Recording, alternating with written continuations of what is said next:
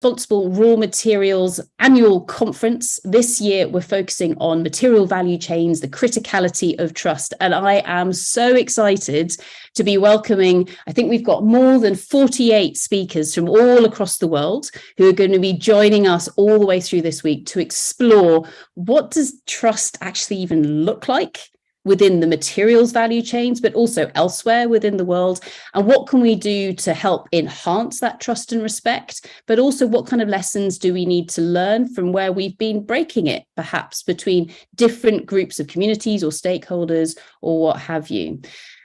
During this conference, we're going to be taking this to you live, both on Zoom. And I'm glad to say that since 2020, when we first started running this conference, everyone seems to be an expert with regards to Zoom. But just in case it's your first time out, those of you who are attendees, yes, you do have slightly constrained capabilities. Our sincere apologies. It's not because we don't trust you. It's just because we want to give you a nice, simple experience. But from an attendee perspective, you do have full chat functionality. So feel free to say hello to all of the panelists in the chat.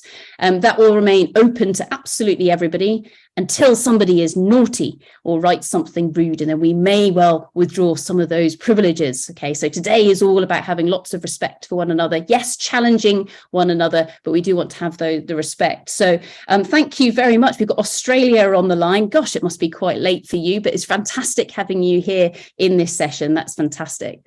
So please feel free to engage with us in the chat. You can also Thank you very much. You can also write questions into the Q&A as well. So feel free to pop any questions that you have in there. And of course, if somebody else has written a question that you think looks absolutely awesome, then upvote it by clicking on the little thumbs up signal that we've got there. We're also streaming live to YouTube, and one of the team will pop that little link to YouTube into the chat at the moment as well. So those of you who are on Zoom will be able to see where on earth can you find us on YouTube, because by going there, you can also see a whole load of our other videos from previous conferences and other events that we've been running over the last few years. Thank you, Rose, for putting that into the chat. So with regards to responsible raw materials, who are we and what on earth is it that we're actually here to do? So my name's Dr. Sarah Gordon. I'm one of the co-founders of Responsible Raw Materials, and together with Dr. Rose Clark. Rose, give us a wave. There she is. So together with Rose back in 2020, we decided, well, hang on a second, we've got a bit of time on our hands. Of course, we all know what was going on back in May 2020. And we decided to bring lots and lots of different friends, family, different people together to say, okay, well, what does responsible raw materials, what does that actually mean? So we know that we need these raw materials that inevitably come from out of the ground beneath our feet. How do we find them? How do we extract them? How do we process them? How do we make sure that they then stay in circulation and we actually respect those materials? How do we actually do it? What does it even look like? So that's what we explored back in 2020 when we had our first conference. And actually all of the information from that first conference can be found on our website. So if anybody is interested in going to our website, so it's here, you can see it's at www.responsiblerawmaterials.com. And what you've got in here is a whole load of information about this year's conference. And I'll come back to that very shortly. But if you click on past events, that actually takes you to our old website. There's some magic things going on behind the scenes at the moment. But what you can do is you can click on past events and you can scroll all the way down to our 2020 conference. And if you click on that, you'll find lots of information with regards to what did we get up to back in 2020. Now, we've run a number of conferences since then, focusing in on mineral resources and reserves, more on that later on today. But in 2021, our conference focused on the ESG toolbox. So we said, okay, we now reckon that everybody understands that, or agrees with the fact that the sourcing of these materials needs to be as responsible as possible. But how do you actually do it? How do we go about making this a reality. And so that's why the 2021 conference was all about creating that toolbox. And what you can see from the fantastic picture that we put together were a whole range of different tools, tips, tricks, and techniques that get used by different people around the world, be they teachers or students or artisanal mining communities or governments or large-scale mining companies. It doesn't matter. Let's bring all of that together and say, okay, what are you doing that seems to be working? Can I copy it? Can I emulate what you're doing to make sure that extracting these materials is done in the most responsible way? So that was our conference back in 2021.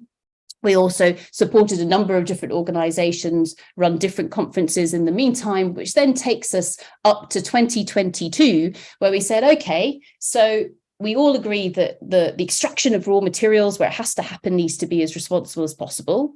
We've shared some tools and techniques with one another as to how to make this a reality. But then what does this actually mean with regards to the energy transition? And this conference from last year really came about because here in the UK, we'd hosted COP26, and it was a fantastic conference. It was really, really exciting to see lots of different people come together, talk about climate change. But there was a big component that was missing from the conference, and that was raw materials. And in fact, the mining sector was theoretically told that it wasn't welcome to come to COP26 because mining had nothing to do with climate change, which I thought was really interesting. I thought, hang on a second, we've got a slight problem here in terms of awareness, or it's a perspective that I personally found quite surprising. So this is where we said, okay, well, what is the role of raw materials with regards to the energy transition? But then more than that, how can mining help actually unlock that just transition? And so the conference from last year really explored what is truly meant by things like the circular economy and what is the role of mining within it. Also, where do these minerals and materials actually come from? And when we're looking to explore for them and extract them, how can we use that as a lever to perhaps unlock some wealth to go into those communities around the world, rather than perhaps flow to just the more developed world? So some fantastic discussions were had last year, not all of which everybody agreed with, which was great, because the whole purpose of responsible raw materials is to bring together people who have very, very different backgrounds, who ordinarily wouldn't necessarily meet one another or attend the same conference events or share their discussions with one another, or perhaps feel a little bit uncomfortable saying, actually, I disagree with what you're saying.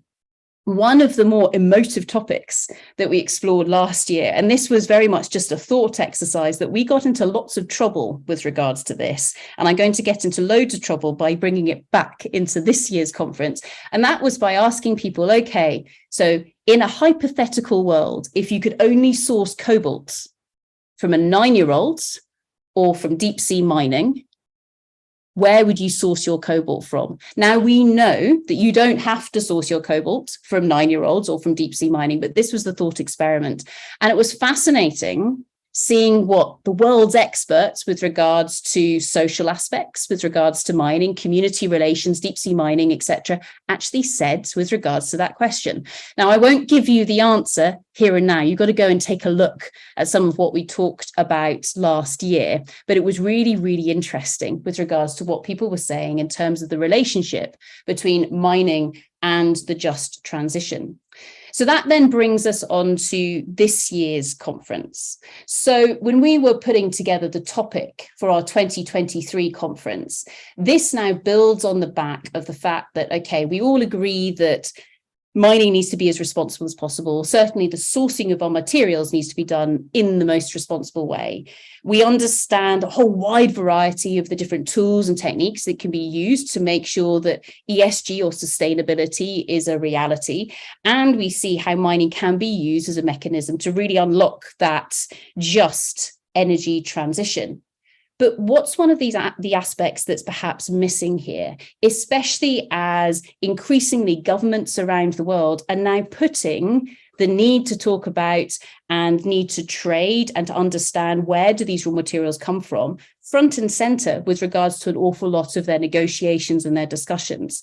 We've seen massive moves being made by the US, by the Europeans, but here in the UK with regards to strategies, acts, different aspects with regards to, okay, well, what does the security of our supply for our raw materials really look like? What is it that we think we need to do to understand these supply chains and make sure that we can honor our commitments with regards to living in that world that doesn't necessarily rely on, say, non-renewable forms of power, but also allows us to continue to use technology that we've come to grow to rely on? What does this actually look like? And so that takes us into the title of this year's conference, which is, of course, Material Value Chains, the Criticality of Trust. Trust being that operative word, because personally, having worked with lots of different individuals around the world, especially over the last year or so, people having that trust with one another or in one another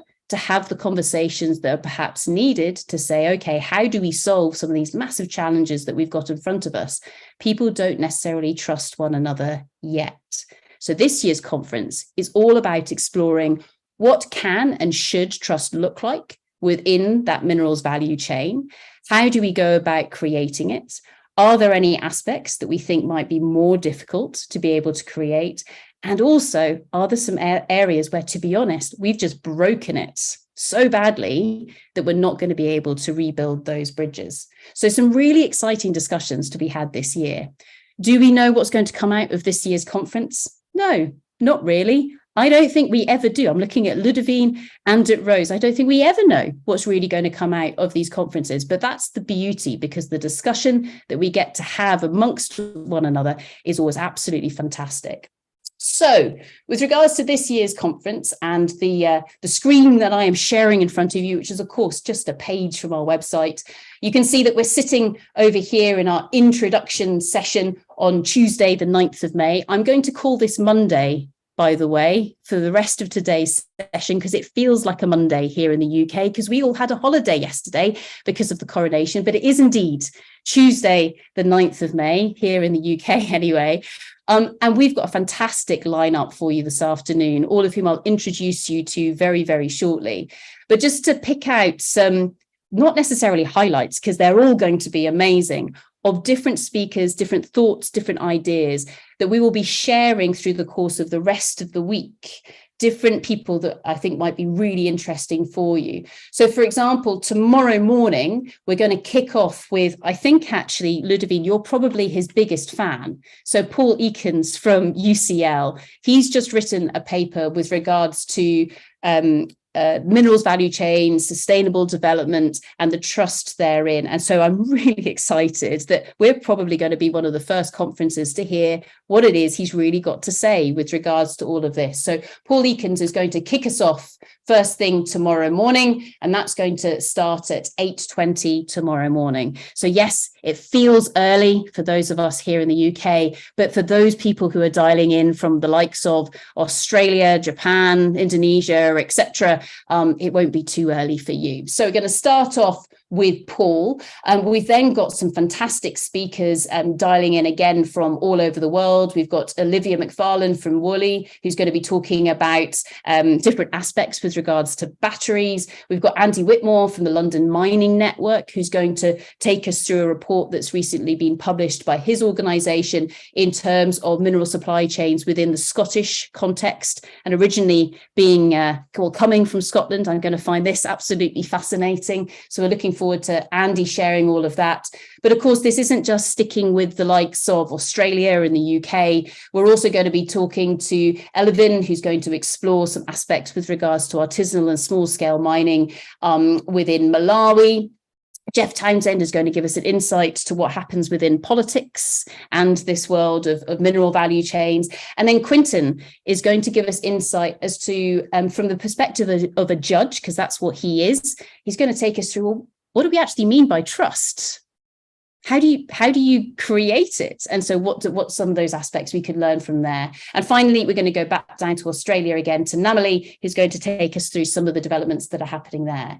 And that's just tomorrow morning. To pick out some other highlights throughout that we've got teed up for you throughout the rest of the week. Gosh, again, I could talk through every single one of them. But we've got Leanne Kemp. So she is the founder of Everledger, which is one of the ledger-based technologies that allows you to track where diamonds, different minerals, materials, for etc., have come from. So Leanne's absolutely fantastic. We've got John Crawley, who's going to be dialing in. So John is based in Dublin, but he was part of or played a role within the Northern Irish peace process. So something that has very little to do with mineral value chains, but an awful lot with regards to how do you create trust between different groups who perhaps don't trust one another. So John's got a fantastic talk lined up for us. So make sure you dial into that. And that will be at 5:20 tomorrow afternoon. That will be John Crawley coming and speaking to us then. Moving on into Thursday. And again, we've got people from all over the world sharing their insights. So Australia, Finland, etc., the Netherlands, all sharing their insight with regards to what does it take to create trust within a minerals value chain. And then off into the afternoon, and we've got individuals from across North America and South America sharing with us again some of their insights, including engaging with different local communities. So what are their perspectives, all the way through to mining companies as well as academics. So what does everybody bring to the table? And then finally, on Friday, we wrap it all up with, again, some fantastic insight, again, talking through things like lithium. So what does lithium look like, especially with regards to the complexity frameworks of artisanal and small scale mining, all the way through into hearing from some of the biggest miners in the world. So we're going to hear from BHP on Friday as well, wrapping up with fantastic discussion from Ludovine, who, yes, will have been listening to the entirety of the conference, but Ludovine also has a trick up her sleeve in that she's very well entrenched in what's going on in Europe. And so can give us a little bit of insight with regards to what's been going on across the other side of the channel compared to where I happen to be sitting at the moment within the UK. So that's our lineup for the week. But what about the lineup for this afternoon? So as you can see here, and I know that she's now dialed in, which is fantastic, we're going to start off with Minister Nusrat Ghani, who is, in effective purposes, our go-to person here in the UK with regards to all things raw materials. I won't steal your thunder yet, because we'll come back and introduce you properly in a second. So we're going to start off with hearing from a government perspective here in the UK, what is changing? Because a whole lot has changed within the UK over the course of the last 18, 24 months or so, which is really exciting. We're then going to stick in that world of governance, but we're going to go across into the world of minerals governance. And Teresa Steele-Schober and Roger Dixon are going to share with us how have some of the world's most prominent mineral reporting codes incorporated ESG and sustainability into what they're doing. And the beauty of this is that if those people who are saying, hey, I think that there's loads of lithium or cobalt or copper in the ground, if they are truly incorporating ESG factors into that, then we know that we've got sustainability in those decisions right from the very start. So that's what Teresa and Roger are going to begin to open the door on. We then go to Katie, who works for one of the world's larger mining companies, and really look at, okay, from a mining company perspective, but also just general sector perspective, how do you build that trust through transparency? And what does that really take in order to be able to do it? Back into the world of minerals governance again, and Eva is going to give us insight to a case study that she's just completed by taking one of the more regional tools and applying it to Cornwall and the Isles of Scilly. So I'll give it the full title there. So Eva's going to give us insight to that. And then Michael and Tim are going to give us insight into, okay, so from a governance perspective, how do we enhance this whole transparency thing through using aspects of beneficial ownership, etc., to say, when we are trying to look at who our suppliers are, do we trust them? Do we understand what they are actually giving to us, or what sort of legacy they might be building into the minerals and materials and metals that we're using, or what we need to be doing? So we're then going to go from Michael and Tim, who are sitting in the UK, across the Atlantic to Paul and George, who are actually sitting in the same room, but you can see them on two separate cameras at the moment. And they're going to look at, okay, hang on, let's look at this from a North American perspective. Surely our mining project brings the solution, does it? Or what do we need to be thinking about, especially when we go into the seeing mining projects through the eyes of different community members, for example. And then finally, we go from Canada back across the Atlantic again to Burkina Faso. And we're going to take a real look at, from Katie and Dara, they're going to give us an insight into impact and how does traceability with regards to finance help create different ways of looking at artisanal gold mining in Burkina Faso. So a fantastic lineup for this afternoon, dipping in and out of different aspects of governance, but constantly saying, does this actually work? And does it create trust in the way we need it to? So I'm going to stop sharing my screen so that we can spotlight Minister Nusrat Ghani and bring her to the stage. I'm so pleased that you've come to join us today, Minister. It's fantastic to have you with us. Minister Ghani was appointed Minister of State at the Department for Business and Trade, responsible for Investment Security Unit at the Cabinet Office on the 7th of February 2023-ish, I think, maybe. In terms of the government departments, they have shifted and changed quite a lot over the last little while, but I've had immense pleasure working with Minister Ghani over the last while with regards to the critical minerals strategy here in the UK. And I'm really pleased to welcome her to the stage to give us insight as to what it is we are up to here in the UK. Thank you very much.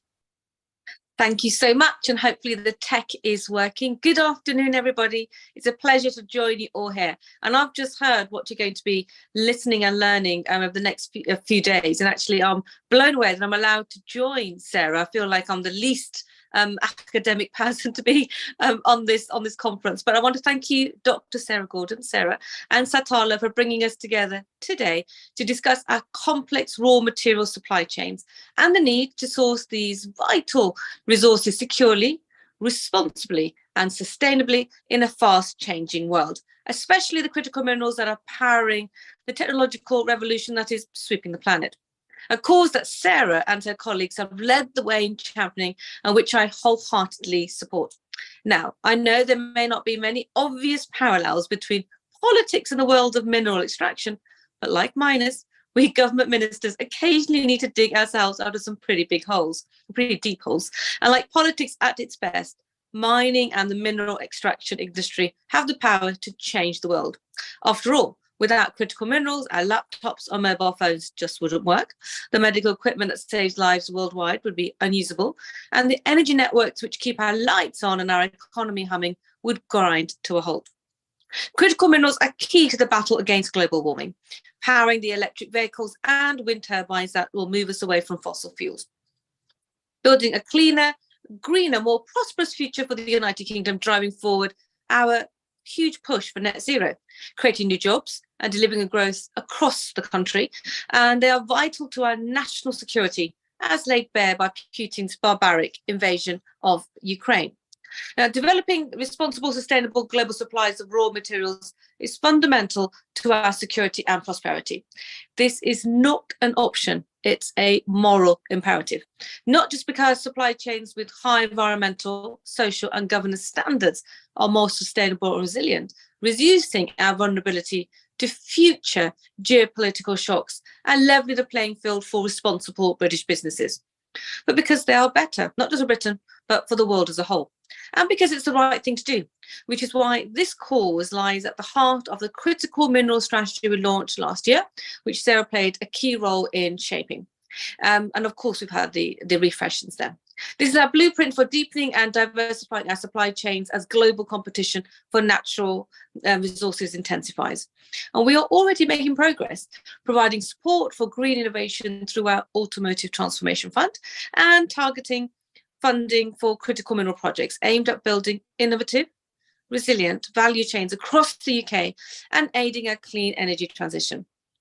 But we know we must stay alive to rapidly changing challenges and opportunities that are emerging worldwide, and we're doing so, as demonstrated by the measures I unveiled as part of our refreshed delivery approach in March. which included the creation of an independent task and finish group for resilience in critical minerals to ensure the needs of industry is front and centre of our decision making in this field. And the launch of our new Circular Critical Mineral Supply Chains Fund to strengthen our access to rare earth elements and boost the circular economy. At the same time, we are building on Britain's deserved reputation as a global hub of innovation in this sector, harnessing our strengths as an international hub for mining finance and low carbon mining solutions, and making it easier for firms based across the United Kingdom to share their expertise globally through the trade agreements we are signing worldwide.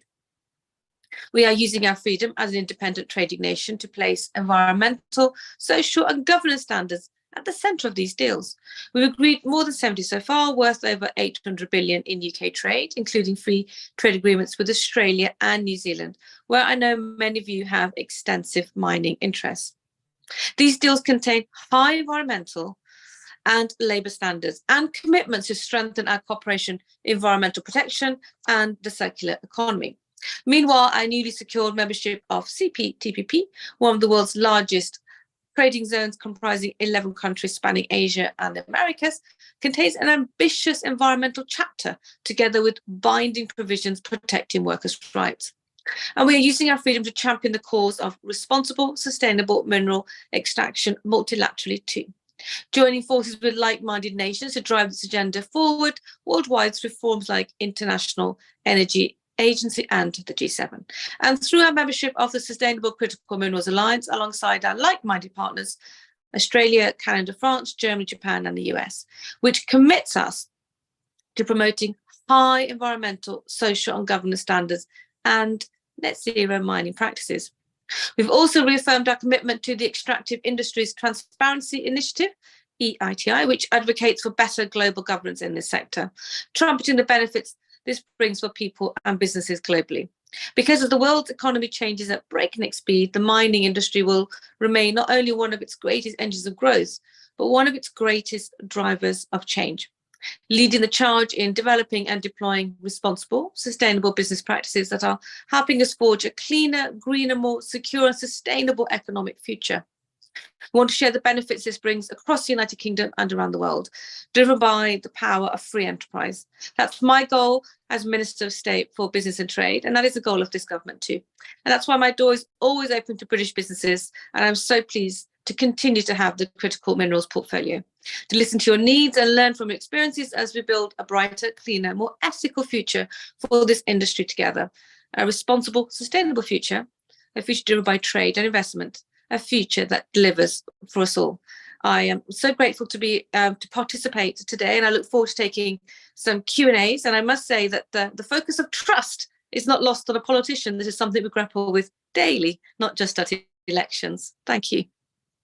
Fantastic. Thank you very much, Ms. Degani. Round of applause, everybody, albeit virtual from the other side of our computer screens. Fantastic. Now, if anybody has any questions, please do feel free to pop them into chat or the Q&A or on YouTube or on any other channel that we have open at the moment. But Ms. Degani, if I can just start with a question where I know that we've had many discussions over the last year or so with regards to mining, etc. As somebody who perhaps has come into exploring this sector in this space more recently than others, what are some of the key challenges you see for the materials sector at the moment that need to be addressed as fast as possible?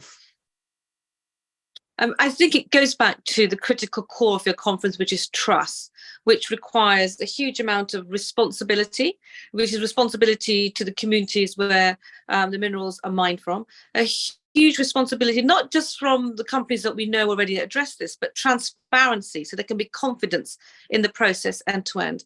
And we need to think about the end user. It may even be a customer buying a mobile phone. They're going to want to know the exact impact the minerals that are on the mobile phones, and the impact they've had on the environment, the impact they've had on the communities where they're mined from.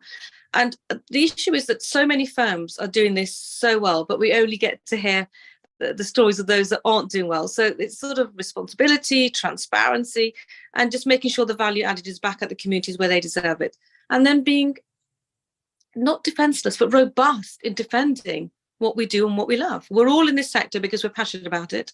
And we're in this sector because we know it's the only way that's going to drive innovative change across so many portfolios, whether it's health, let alone, let alone whether it's dealing with the net zero agenda. We're just going to have to be more confident and more robust talking about this in every forum that we can. Fantastic. Thank you very much for that. And I can see the questions beginning to come in, so I'm going to pick and choose and try and feed them through to you. But with regards to that development of trust, and as you said, being prepared to actually defend what we're passionate about, is there a line in terms of being too aggressive with regards to defending and saying, well, surely you know that we need materials, rather than taking the time to listen to why somebody's got a slightly different opinion? Is there any advice that you can offer with regards to really listening to what someone's actually saying, rather than perhaps your immediate emotion to what somebody's saying? What I find curious is the level of work that's already taking place in the sector, that's taking place across so many groups, whether it's environmental groups, NGOs, whether it's within those home countries or whether it's within those charities. So much work is taking place on ministerial level internationally too. And I think we have to listen to work out exactly what the concerns are at each and every point. But then we need to share that we are working collaboratively. So we're trying to make sure that when a nation is able to evidence how you can get to good ESG standards, that we then share that and promote that. And we can do that internationally. So no one country, one individual has to bear the burden. But it also means that we can ensure that we're delivering a unified message, regardless of where the concerns are coming from across the country. My point about not being too defensive is we've got a lot of good stories to tell. We've also got a very basic story to tell, which is explain why we do what we do. Because, I always have a comment that occasionally I'll get a lot of, as a constituency MP, I get a lot of incoming, a lot of emails. People are emailing me and using technology. They wouldn't have that technology if we weren't mining. So it's trying to explain what is it that you need to live your life and how we're trying to deliver that in the best way possible. And of course, then reinforcing what we're doing internationally and trying to get as many partners to join those international forums as well, whether it's forums led by Canada or whether it's the Mineral Security Partnership that's led by the US. It's just making sure that we're present and promoting good practice. And with regards to those different forums, do you see that there have been a lot of new ones that have sprung into existence over the last few years? Are there too many forums, or do you think it's exactly what we need at the moment? So I've been responsible in the UK for critical minerals since last year, since last autumn. And prior to that, I was the rapporteur of the Science and Tech Committee at NATO for about 2 years. So I don't have as much experience as you do. So you probably think there are too many. I wasn't aware that people felt that they were burdensome. I do think they could be streamlined because I'm now being asked to be involved in so many. Now, the trouble with too many forums is that nobody knows exactly what they need to do. And then it's hard to hold people account because they can pick and choose which forums they want to be accountable to. So we need to make sure that we are being streamlined in that sense, making sure that the forums aren't being duplicated at all. Otherwise, we're allowing people that don't want to do the right thing sort of a backdoor exit out of there, as it were. But I must say, the forums that I've attended, I was at the South African conference recently where the Mineral Security Partnership took place. I was in Canada recently, there was another international forum there took place. I thought the balance between what we're doing in the UK and what more we need to do in countries where a lot of those minerals are mined from was a very good balance, because our job was to listen and to share what we thought we had expertise in and see if it was of value. And also if there was any anxiety or lack of knowledge, how we could try to fit in that space and provide that expertise that's needed. So at the moment, I think we're okay, but I am slightly anxious that I'm being asked to speak at too many. What would be good if there is a duplication, that somehow we streamline that. And I'm hoping that the task and finish group that I've established through the Critical Mineral Refresh in the UK will provide us with a much more clearer, not only set of standards, but trying to make sure that the companies are trying to hold to account. There's a clear way of measuring what they are doing. And those that are doing well, that we can try and promote those. And those that aren't doing so well, we can try and encourage them to do the right thing. Great, thank you for that.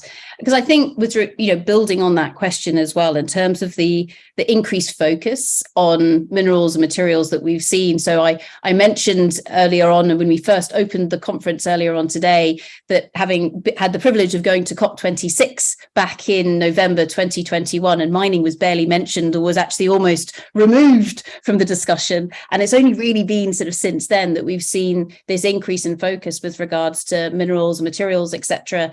here within the UK. So we've seen rapid change here, but also, of course, over the last year or so, massive change elsewhere. So, for example, in the US, the Inflation Reduction Act, or IRA, which is how we pronounce it. We don't say it the other way in the UK because it makes everybody duck.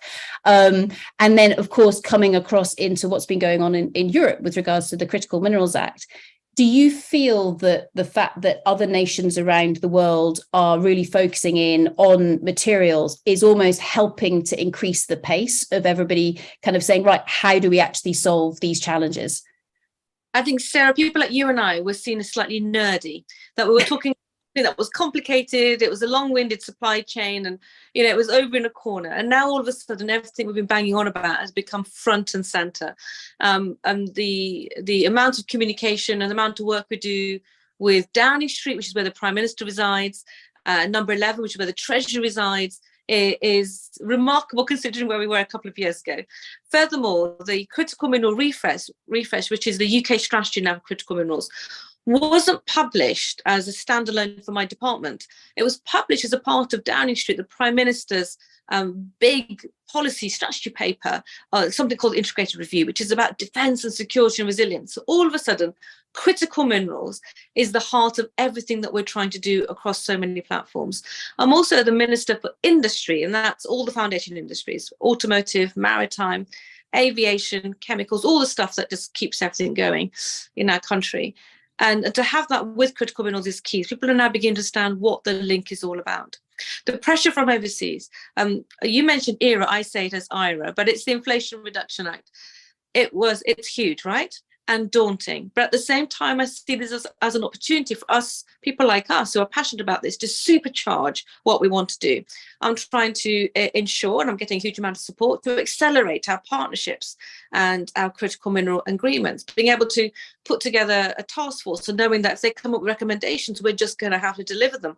And that's from an industry perspective, a government saying, this is what you're saying we have to do, we're going to have to respond to it. It also means, Sarah, in the UK, like many countries, there's always a small budget to try and extract financial support from the Treasury. But because we're a part of something much bigger, it makes it a lot easier for us to try and get that financial support that we need.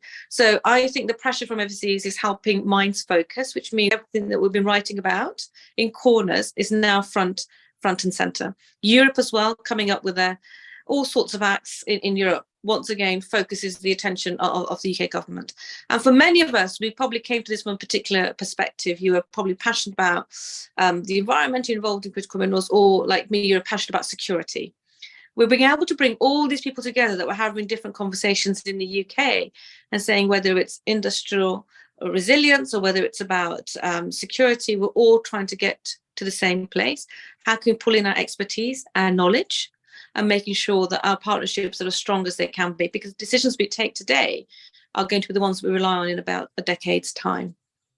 Absolutely. I guess so that being able to bring together lots and lots of different disciplines and experts and nerds, as you just called us, which is great. I'll take that one. That's fine. So you mentioned, aspects, say, is the environment, security. Another conversation, especially within Europe at the moment, is around these changes that are happening within these policies, acts, strategies with regards to development and aid policy. Do you see that really coming into the discussion as well? And I ask that purely because I've heard a lot of that talk within the European context, for example. I do, Sarah, but I think we need to remember that this is a business. It's a business that we need to make sure that continues to have strong ESG standards, and we cannot end up making decisions where we have certain businesses based in certain parts of the world meeting very extensive ESG transparency standards, which then makes it uncompetitive if they're dealing with countries and companies that don't. So my focus is to making sure that everyone understands it's a very sensitive, complicated business model. We have to, and we will do more, but we have to ensure that we don't make it so uncompetitive that not only are we then not getting the standards that we want, we end up relying on other countries and other companies that don't reside by our values to end up monopolizing the place again, which isn't where we want to be as well. I must say that just I'm aware we're going to run out of time, but COVID was a clear example of what happens when supply chains are broken. And then you've got issues whether you've got IRA or whether you've got issues about particular countries like China around the world having a huge amount of sort of access to the minerals that we need. We need to find a middle ground that works for us, that works for our businesses, so they can continue to do the work that they do, that enables us also to drive back value back into those communities. So it makes it easier to explain to the public why we're doing what we're doing in the countries overseas, but why we need to continue exploring and sharing our knowledge so we can build the products that they want to buy.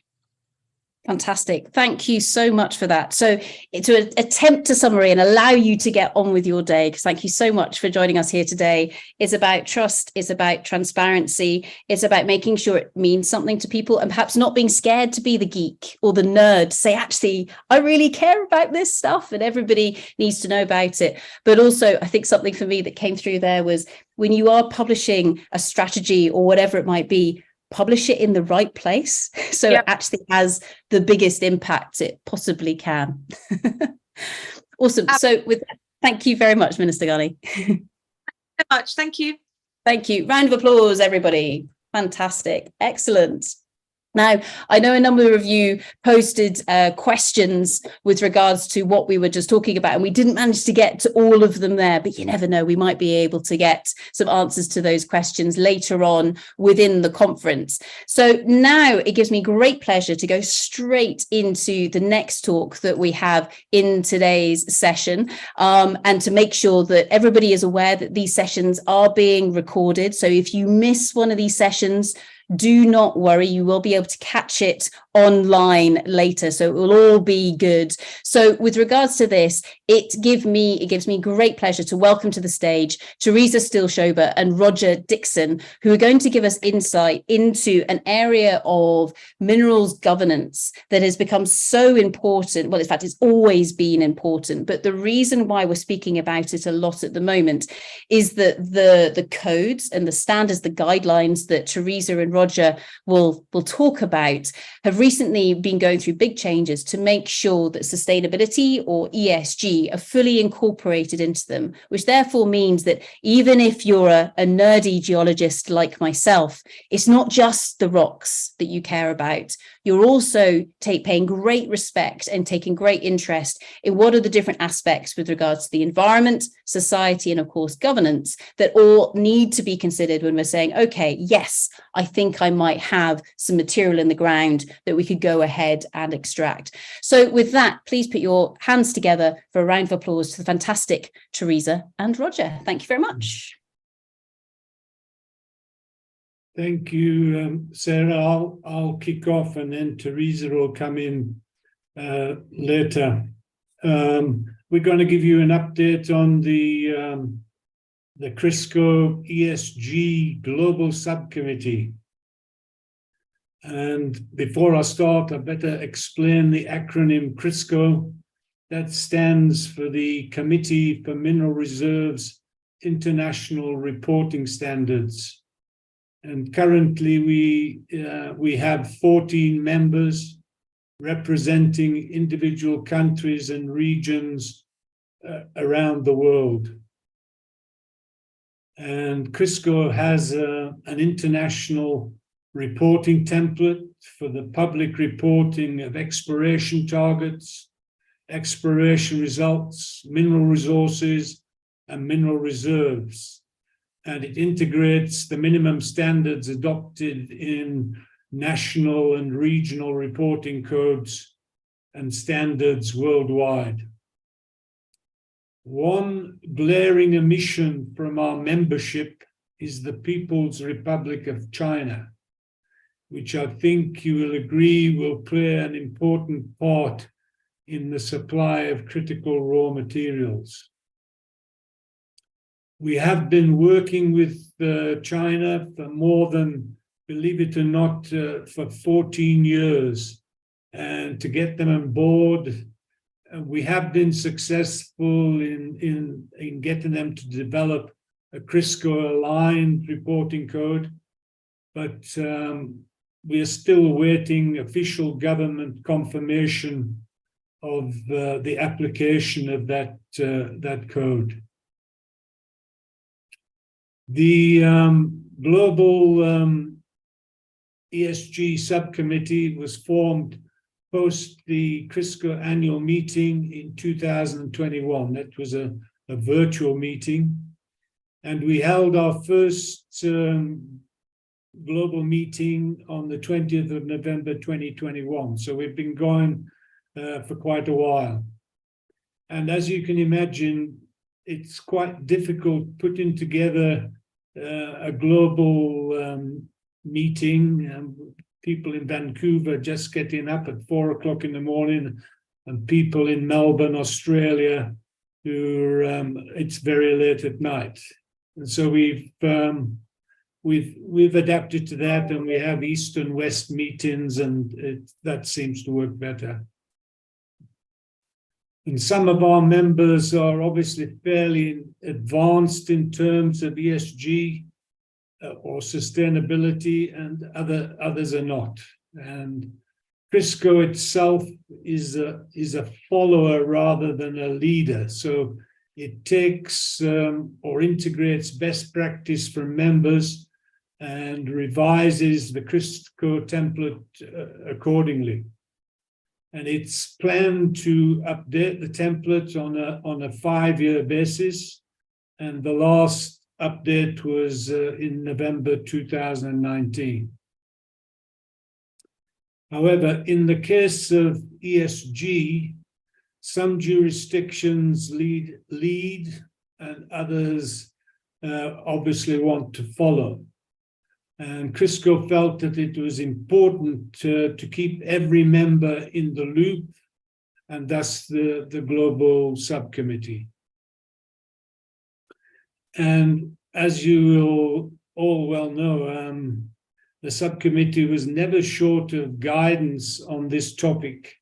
And we've gathered documentation from more than 100 organizations around the world, which have given guidance to people on what they should be doing about ESG. Throughout this plethora of documentation, there is no clear definition of ES and G. And in particular, there's no common definition of G, of the G for governance. And that is what has taken up a lot of the time in our subcommittee. Was it supposed to be corporate governance, or was it national governance? Or was it governance related only to a mineral project?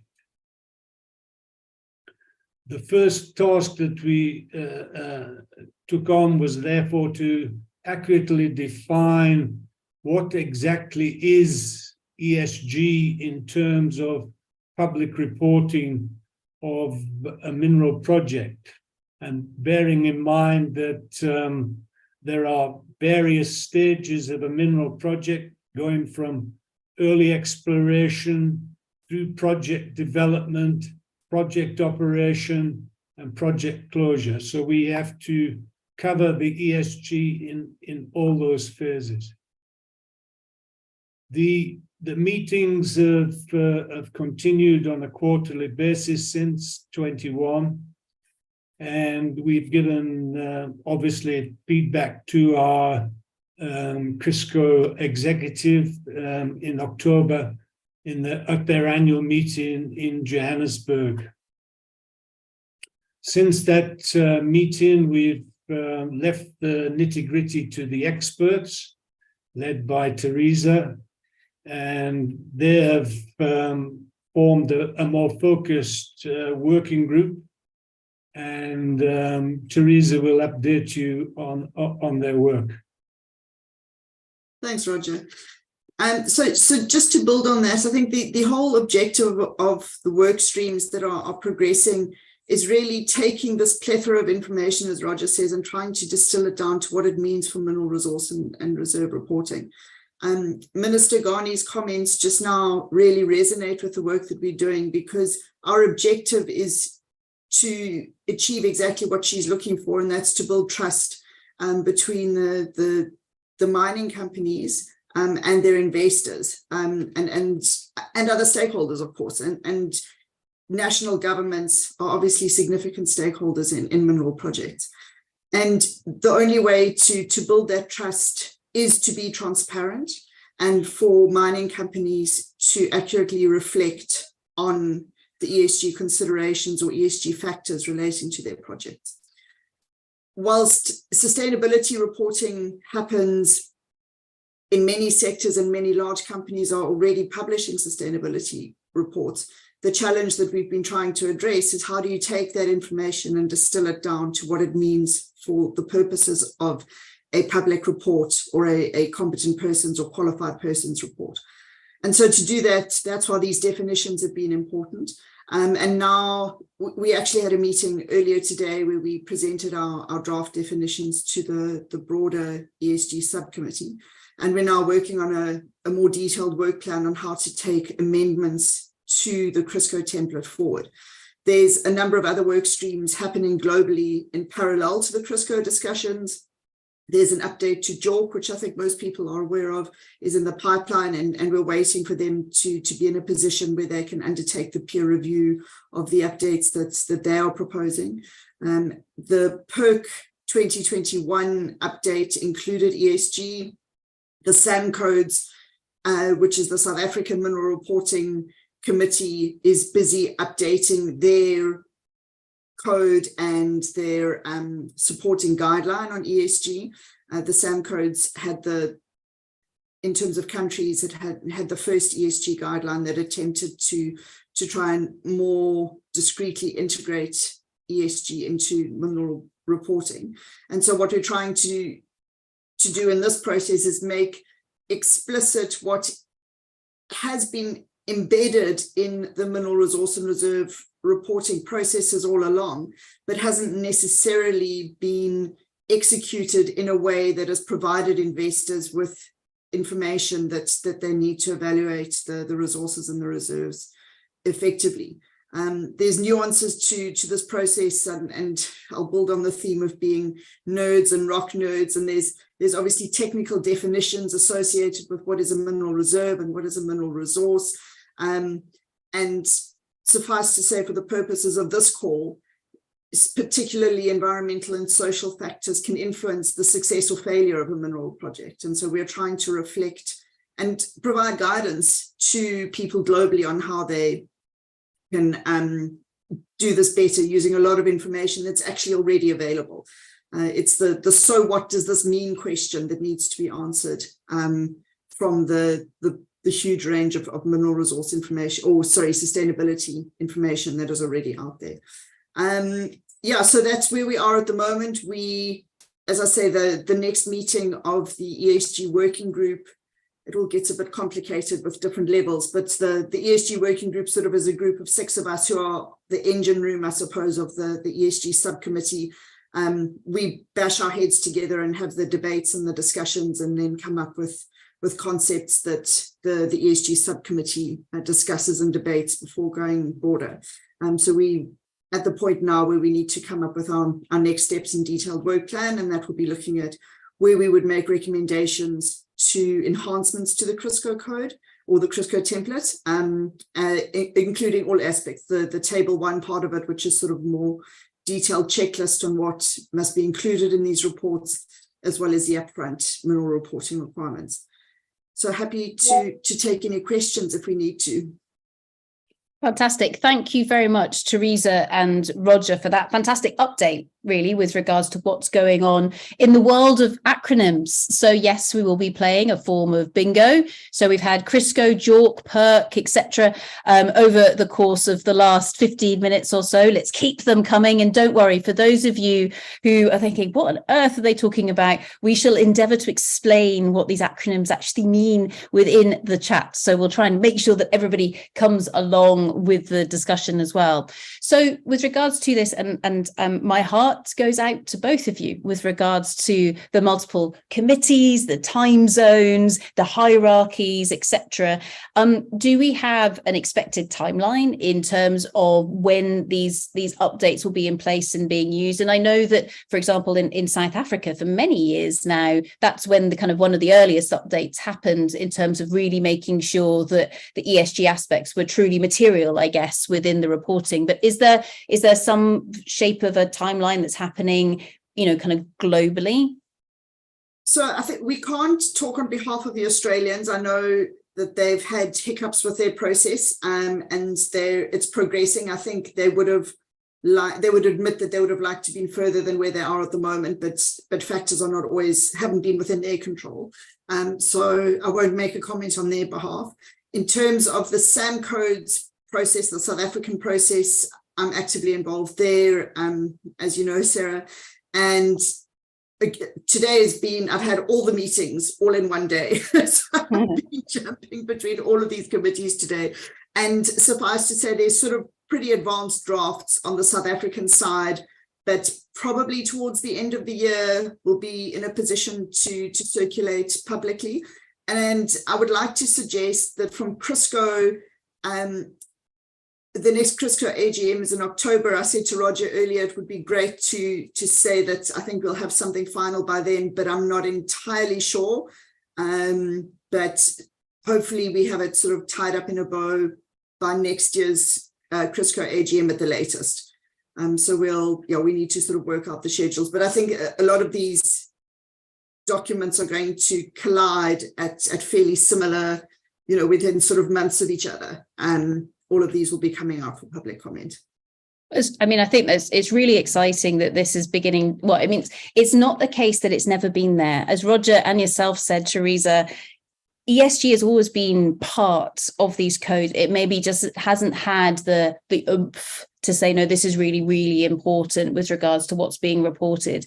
But one of the aspects, Teresa, you spoke about was that the purpose of this governance that's there is to make sure that there's that level of transparency and then, of course, trust between that exploration or that mining company and their investor. Am I correct in saying that that's the kind of, if you're looking for the primary parties that we're trying to get to understand and say, okay, yeah, I understand what you're doing, are the companies themselves who are undertaking, say, the exploration and their investor? Is that the primary communication route, or is it broader than that?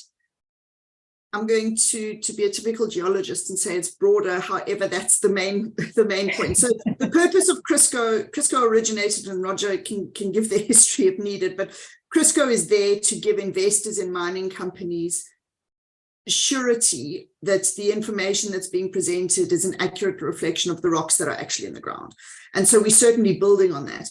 However, investors and stakeholders who have an interest in this are broader than just the sort of enterprise, the large enterprise investors at the moment. So all stakeholders surrounding mining projects, whether it be the community next door, the farmer 100 kilometers away, NGOs, people with interests in commodities and impacts, the critical minerals associations and critical minerals industries and bodies, all of those entities have a justifiable vested interest in what the mining companies are doing, and they are all relevant stakeholders.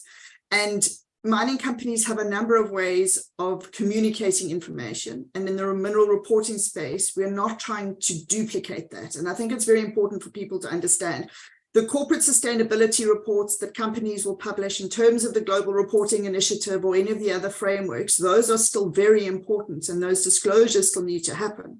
But what we're trying to do is say, okay, but how does that affect your ability to extract the material that's in the ground, and what does that mean for your ability to extract it responsibly?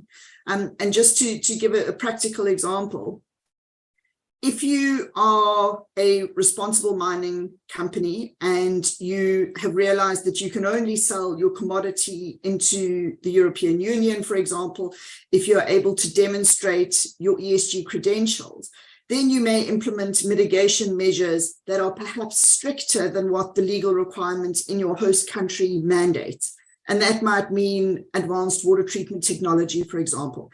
That means that your cost to produce your commodity is going to be greater than your next door neighbor who doesn't necessarily follow the same standards.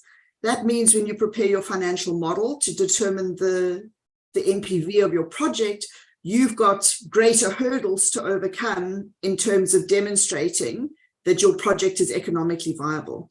At the end of the day, there's a whole lot of economic theory, and people have commented on whether or not green commodities are going to attract a premium and all of that. I'm not even going to go down that road for these purposes.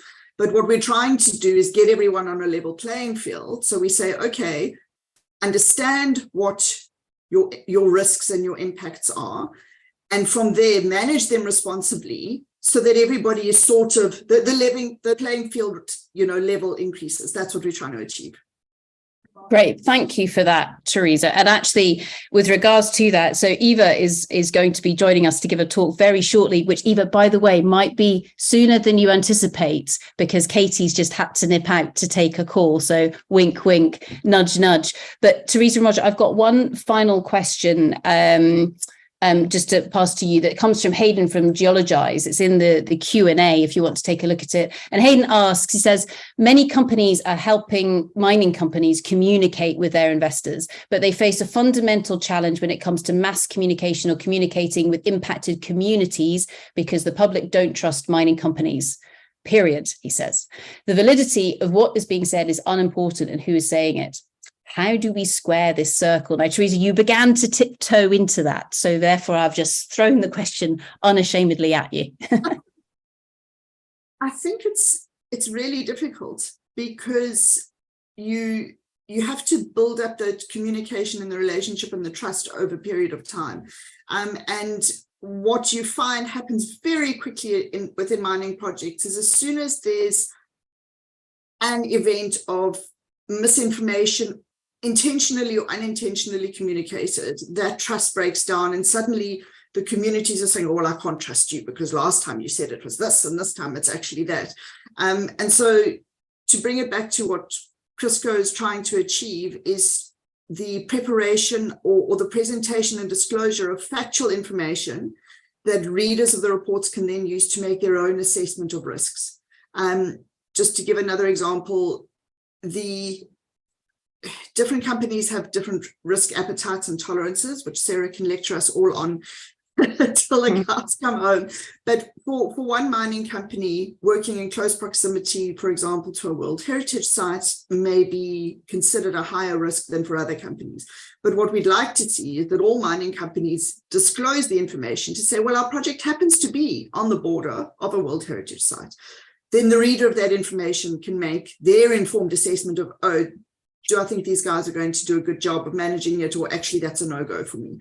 So, yeah, sorry, I'm going a bit in circles, but it is a difficult answer to give because it's a long-term relationship that needs to be established right from the beginning, and that builds up and builds on trust going forward.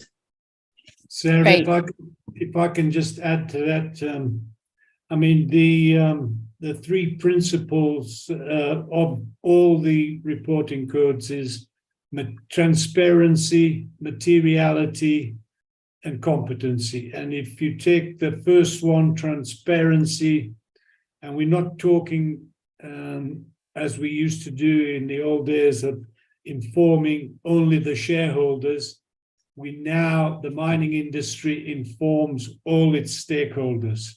And you have to be transparent right from the start with all those stakeholders through all the phases of the mining project. And that's a fundamental difference. And you know, to say that communities don't trust the mining companies, I think that that may be right, but it's changing very quickly.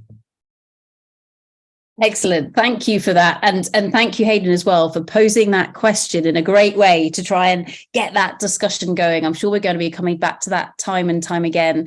So Roger, Teresa, thank you so much for coming and giving us the update with regards to what's going on in the world of Crisco, etc. So round of applause for the fantastic Roger and Teresa.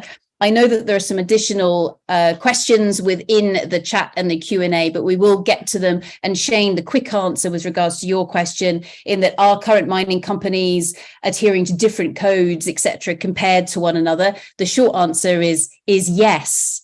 And it's a true delight in terms of the complexity, especially if you are a nerd. So more information on that later, I am sure. Carrying on with regards to our agenda today, our next speaker is the absolutely fantastic Katie Fedosenko, who is speaking to us from one of the world's larger mining companies. She's recently relocated from North America across to the UK, but I will leave Katie to introduce herself and to pass across to yourself for your talk. Thank you very much, Katie. Round of applause. Thank you so much, Sarah, and Ludovine, to the entire team, to Rose for having me here today. It's absolutely a pleasure. So as Sarah mentioned, I've recently relocated from Vancouver, and I've been with Teck for coming up on 10 years. And my background is in sustainability reporting, and more recently working with our innovation and technology group. And so for a topic near and dear to my heart, I thought I would talk today about how we're working to, as a large-scale mining company, build trust through transparency. It's going to change my views slightly because it's quite, as Sarah mentioned on a prep call, disconcerting to see only yourself as a full screen. I'd love to see all your faces instead. I want to start by saying that it was great to hear Minister Ghani talk earlier today about critical materials. And she was actually in Canada, in Toronto, a few months ago at PDAC, and she announced a Canada-UK supply chain dialogue on critical minerals. Absolutely, I think, what we need to see. And it's interesting looking at the critical mineral strategy for the UK. They have an ACE strategy, as I'm sure many of you know, and the E of ACE is enhancing international markets. And the key thing they talk about there is improving best practice in ESG and in transparency. And so that inspired me to focus my talk today on how transparency can help to build trust through responsible mineral supply chain. And just to share a little bit more about me, I'm a bit of an outlier in the mining industry. I have a degree in English. I was a freelance journalist and writer. And so personally, the power of storytelling and communication is really compelling. So to provide a bit of context about who we are, where we operate, how we work, I thought I'd just explain a little bit about Teck. As Sarah mentioned, we're a relatively large company, one of the largest in Canada. We've been operating for 110 years now on the nose, which is crazy to say out loud. We produce copper, zinc, and steelmaking coal, of course, in Canada, but also in the United States, Chile, and Peru. We're members of ICMM, or the International Council on Mining and Metals, and we implement their performance expectations. We're members of the Mining Association of Canada and implement their Towards Sustainable Mining protocols. I'm intentionally not using the acronyms right now. We're also working towards implementing Copper Mark. And I share that because I think that those external expectations continue to evolve, and I'm really glad to see that they do. I also hear a lot about harmonization of those standards, which I think will help make it a little bit easier for companies around the world to meet those expectations and to use them as part of their transparency. Those were our external commitments. Internally, we're guided by our pursuit of sustainability, with our goals to be net zero by 2050, nature positive by 2030, and improve our performance on a wide range of issues, from relationships with Indigenous peoples to equity, diversity, and inclusion. And while I think we're making good progress, one of the key reasons that we have a presence now in the UK and in Europe more broadly is because we really see everyone on the call today and so many other stakeholders at the bleeding edge of what best practice and responsible resource development. And in terms of what that looks like, a big part of my roles is listening and learning and sharing that back with our management team. And when you think about that opportunity in terms of listening and learning, I wanted to share that two of our core values at Teck are courage and humility. They're two values that I really resonate with.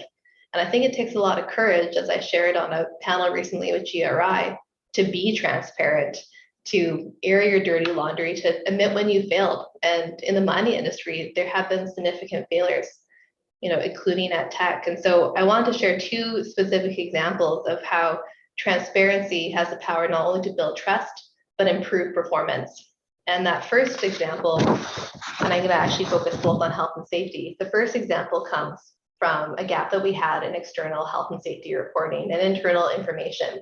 And that was related to occupational disease rate. I'm getting pretty technical and gritty because I think when it comes to building transparency and building trust, we have to start with some really tactical examples. At Teck, health and safety, like at many mining companies, is a core value and strategic priority. And we believe it's possible to work without serious injuries and occupational disease. But occupational disease is typically a challenge to understand because there's significant lag time. When you're exposed as a worker at a mine, you may not develop an occupational disease maybe for decades after you spend time working on an operation. So in many cases, occupational disease happens with former employees instead of current employees. And you can appreciate that data about former employees is very difficult to collect. So this was happening about 7 years ago. At the same time, we were doing a lot of work to understand how we can improve how we showed up externally in terms of our transparency reporting and our scores and ranking on external rankings like the Dow Jones Sustainability World Index. And there's a lot of focus in these ratings, rightfully so, on occupational health and hygiene. And so when we saw that overlap, the reporting team and the health and safety team worked together to break down the barriers for collecting that occupational disease data. We started working in partnership with a workers' compensation board in British Columbia to collect that information and then ultimately seek approval from management. And when we did, there was very strong support because it helped to improve our external transparency. But I'd argue more importantly, it helped to improve our internal management systems because the more information that we had about what was causing occupational disease, the more that we could create controls today to help limit that exposure to our current workers. Today, we go even further on occupational health and hygiene reporting. You might know that it's common industry practice when it comes to reporting on fatalities to focus on the occupational fatalities of workers in your current workforce. However, due to the long nature of occupational disease developing, as I just explained, we decided that we would include those workers who are no longer at Teck in terms of our total fatality rate. It took a lot of courage. It took a number of years to get there. We do it today, and we believe that it's a highly transparent practice that should be industry best practice and standard. Speaking of industry, I want to share an external example. We're working to eliminate fatalities, but unfortunately, we haven't reached that goal yet. And so when we have a potentially fatal occurrence, or heaven forbid, a fatality does occur, we conduct an incident cause analysis investigation, or ICAM. I almost used the acronym right away, but I took the time to spell it out. And very sadly, when we had a fatality at our Red Dog operations in January of 2021 on a production drill, we conducted an ICAM. And we found that the key issue was on the safety critical controls for surface drilling operations. Of course, we share that across all of our operations around the world, but more importantly, we also shared it with all the other ICMM member companies, of which there's more than 20. And so our hope by doing that is that a similar incident will never happen again at one of our sites, and hopefully at hundreds of other mine sites around the world. ICMM member companies, also I recently learned, contribute to an annual health and safety report. And I think that's really interesting because monitoring and reporting on health and safety is increasingly shown to improve performance. It was really sad to see that in 2021, and you can see this in the ICMM Safety Performance Report for 2021, that there were tragically 43 fatalities across the member companies, including the one that I mentioned at Teck.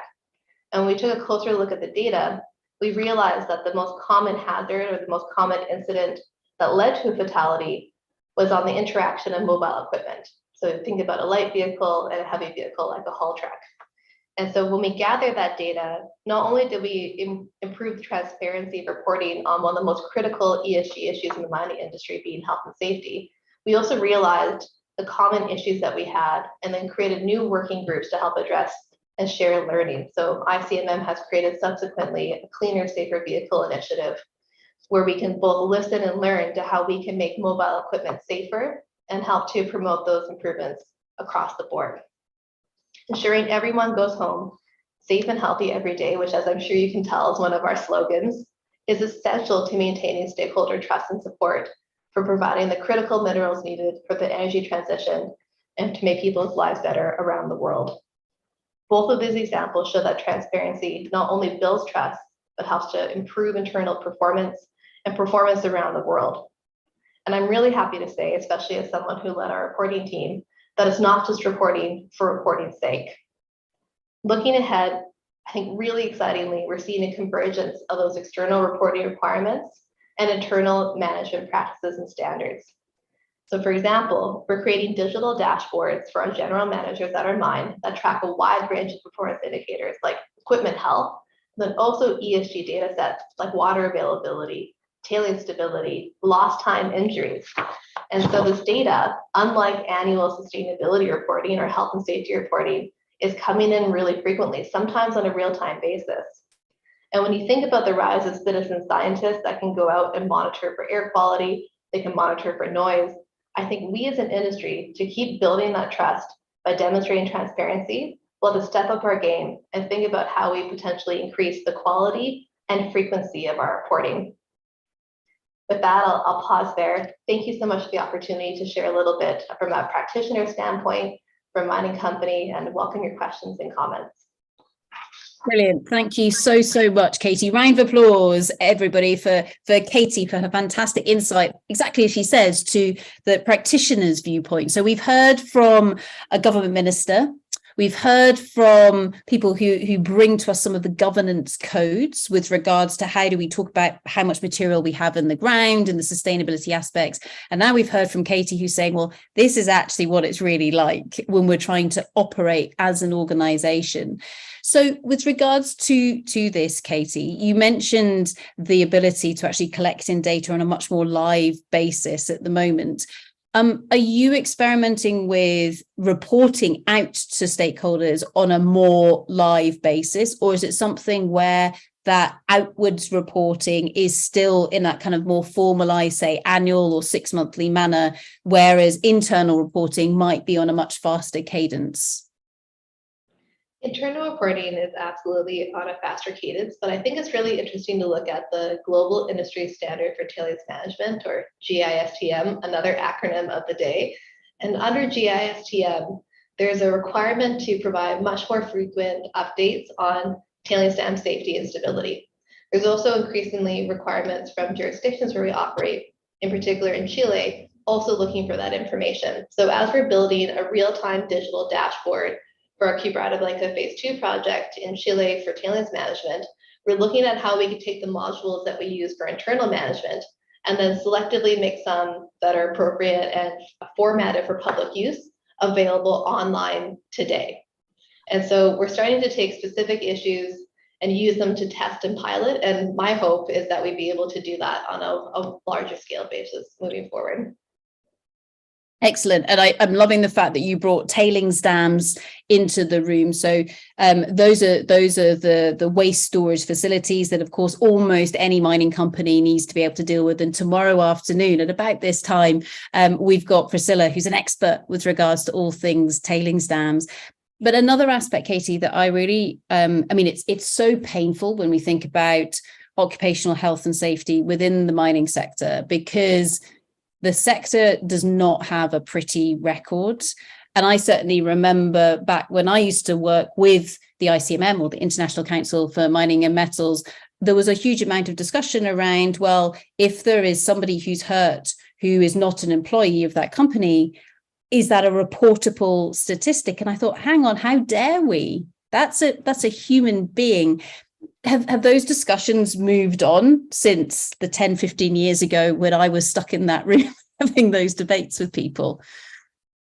You know, I think we still, and we always have room to improve, but the definition, and we see this actually with the update from the mining sector standard from GRI, the definition of employee for health and safety purposes and the level of breakdown that we're expected to report includes both current employees, kind of full-time staff on your site, as well as contractors, and all, like, I think going much further down the value chain.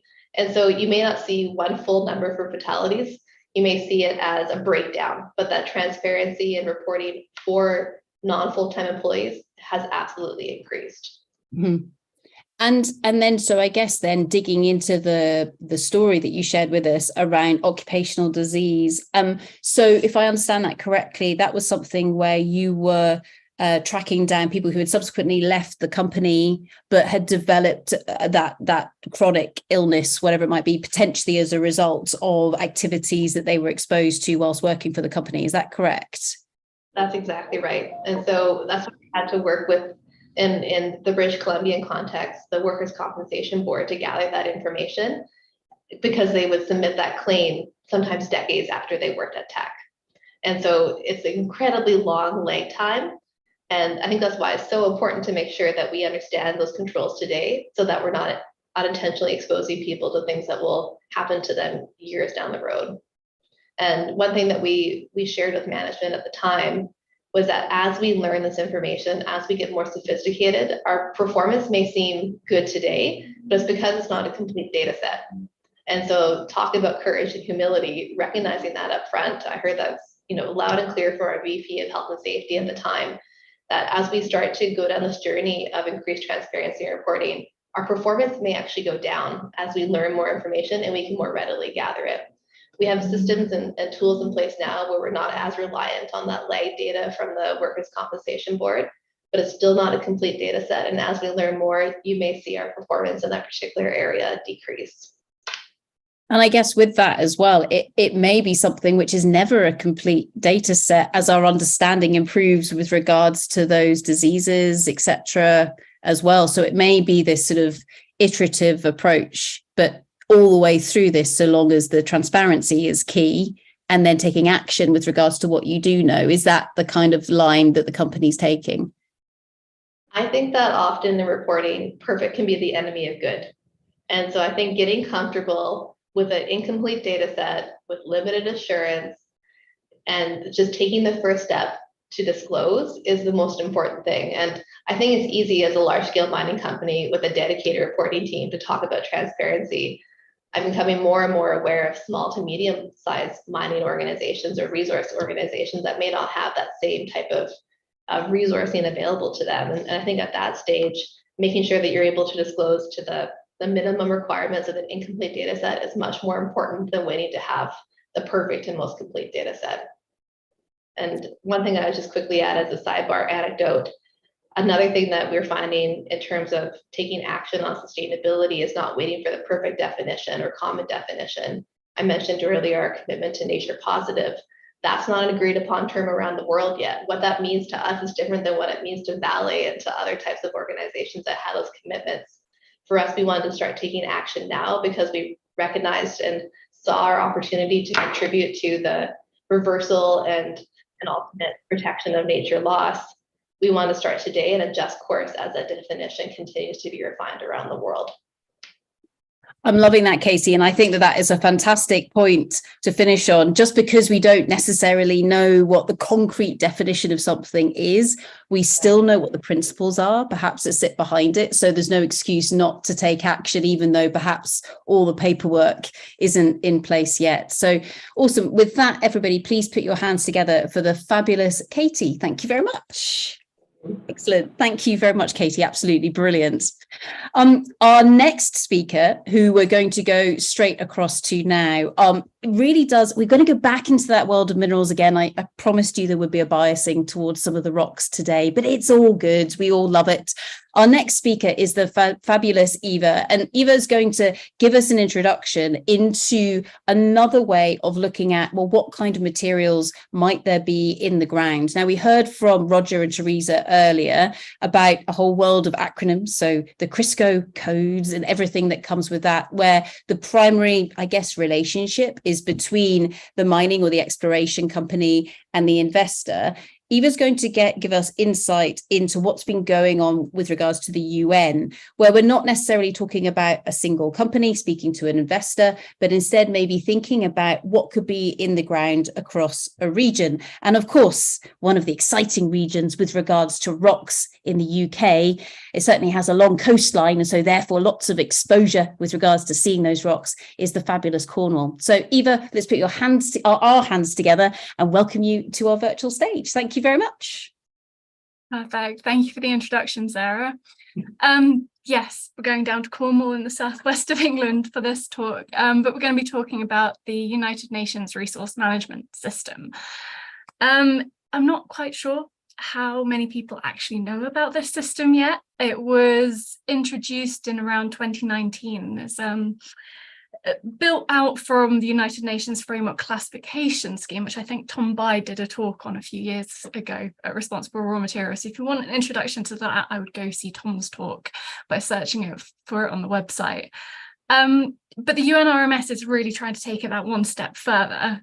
So today I just want to kind of give you a bit of an introduction as to what it is and how we've been applying it to Southwest England. So Southwest England is one of those places that's had a very long mining history, quite a pause in mining activity, but is being looked at again as a source of critical raw materials. And really, as it's being re-looked at, we want to make sure that if industry does come back to the area, that it happens in the right way, in a responsible way, and that all of the mistakes of the past, which we can still see on the ground today in the Southwest, aren't made again. And so we've been looking at the United Nations Resource Management System as a way of maybe being able to manage that. So yeah, we'll give it a go. The first thing to note about it is that it's another principles-based system. And in a way that's quite good, because at the moment it's got a lot of flexibility to it. It's still in development, so it's not set in stone. So while we've been doing this case study, it's one of the first applications. We've kind of been finding our way through it, seeing kind of how you would begin to apply it. And I'm sure some of these principles are quite recognizable. There's that transparency and competency. Those are in the CRISCO codes, definitely there. But it really takes that broader framework around like who's responsible for minerals in an area. What responsibility do we have to the planet? Do we have to the people in that area, to the workers, to the local communities, but also on a more global scale, how do we go towards sort of sustainable minerals management for the green transition, combating climate change? There's a lot of normative reference in here to things like the Sustainable Development Goals, Paris Agreement, and how do we have action on those whilst using natural resources? It is a hefty document, I'm not going to lie. It's 12 principles and there are 54 underlying requirements, which when talking to people not in our sphere and who are not nerds, can be quite a challenge. So we've been trying to help condense this a little bit and give people a bit more of a flavour of what it's trying to do. So they want it to be a global voluntary standard for a range of organisations. Again, there's that flexibility. It's for governments, it's for businesses, it's for local stakeholders, NGOs, anyone who's kind of involved in resource management space. It's around innovative and integrated resource management. So although my passion is critical raw materials, I am a geologist, got to love the rocks. But the idea behind this is building on that UNFC, that United Nations Framework Classification, which classifies any type of resource and where they are in their pipeline. So that can be wind energy, geothermal, oil and gas are in there. You name it, anything that we classify as a natural resource, you can probably fit within that UNFC criteria and start to think of it on that holistic basis, how those different resources mesh together, what are the synergies.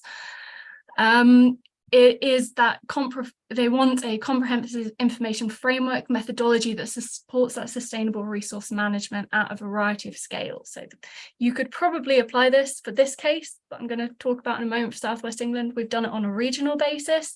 You could do it on a national basis. I mean, if you had everyone involved, you could probably do it on a global basis, but it would be very complicated.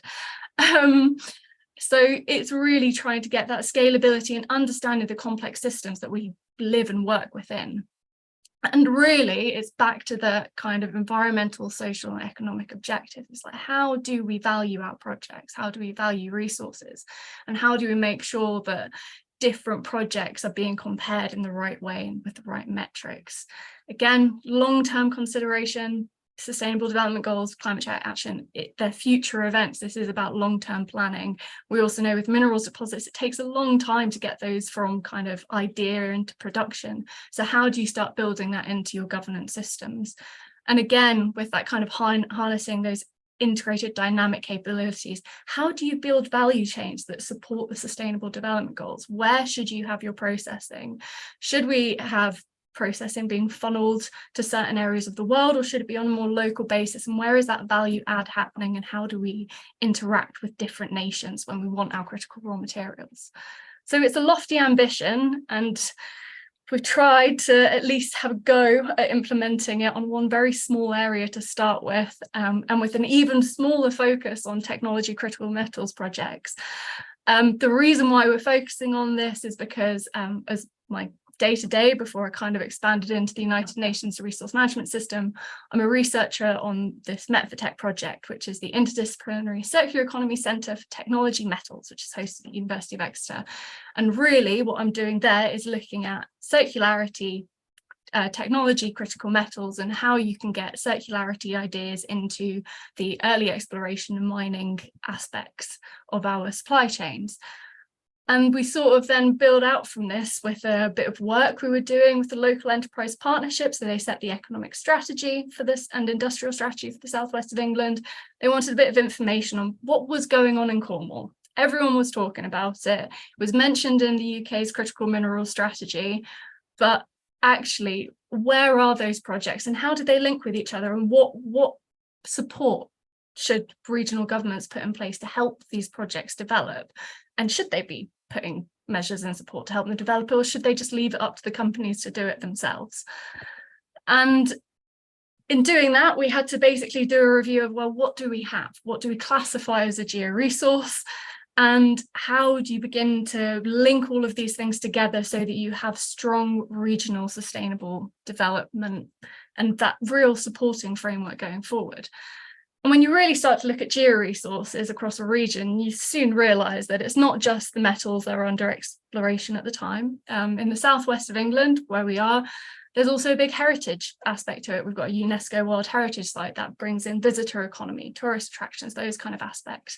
We've got a fantastic, the geomorphology is great for floating offshore wind. There's ideas for floating offshore wind in the Celtic Sea. They've got plenty of solar panels around, plenty of wind turbines.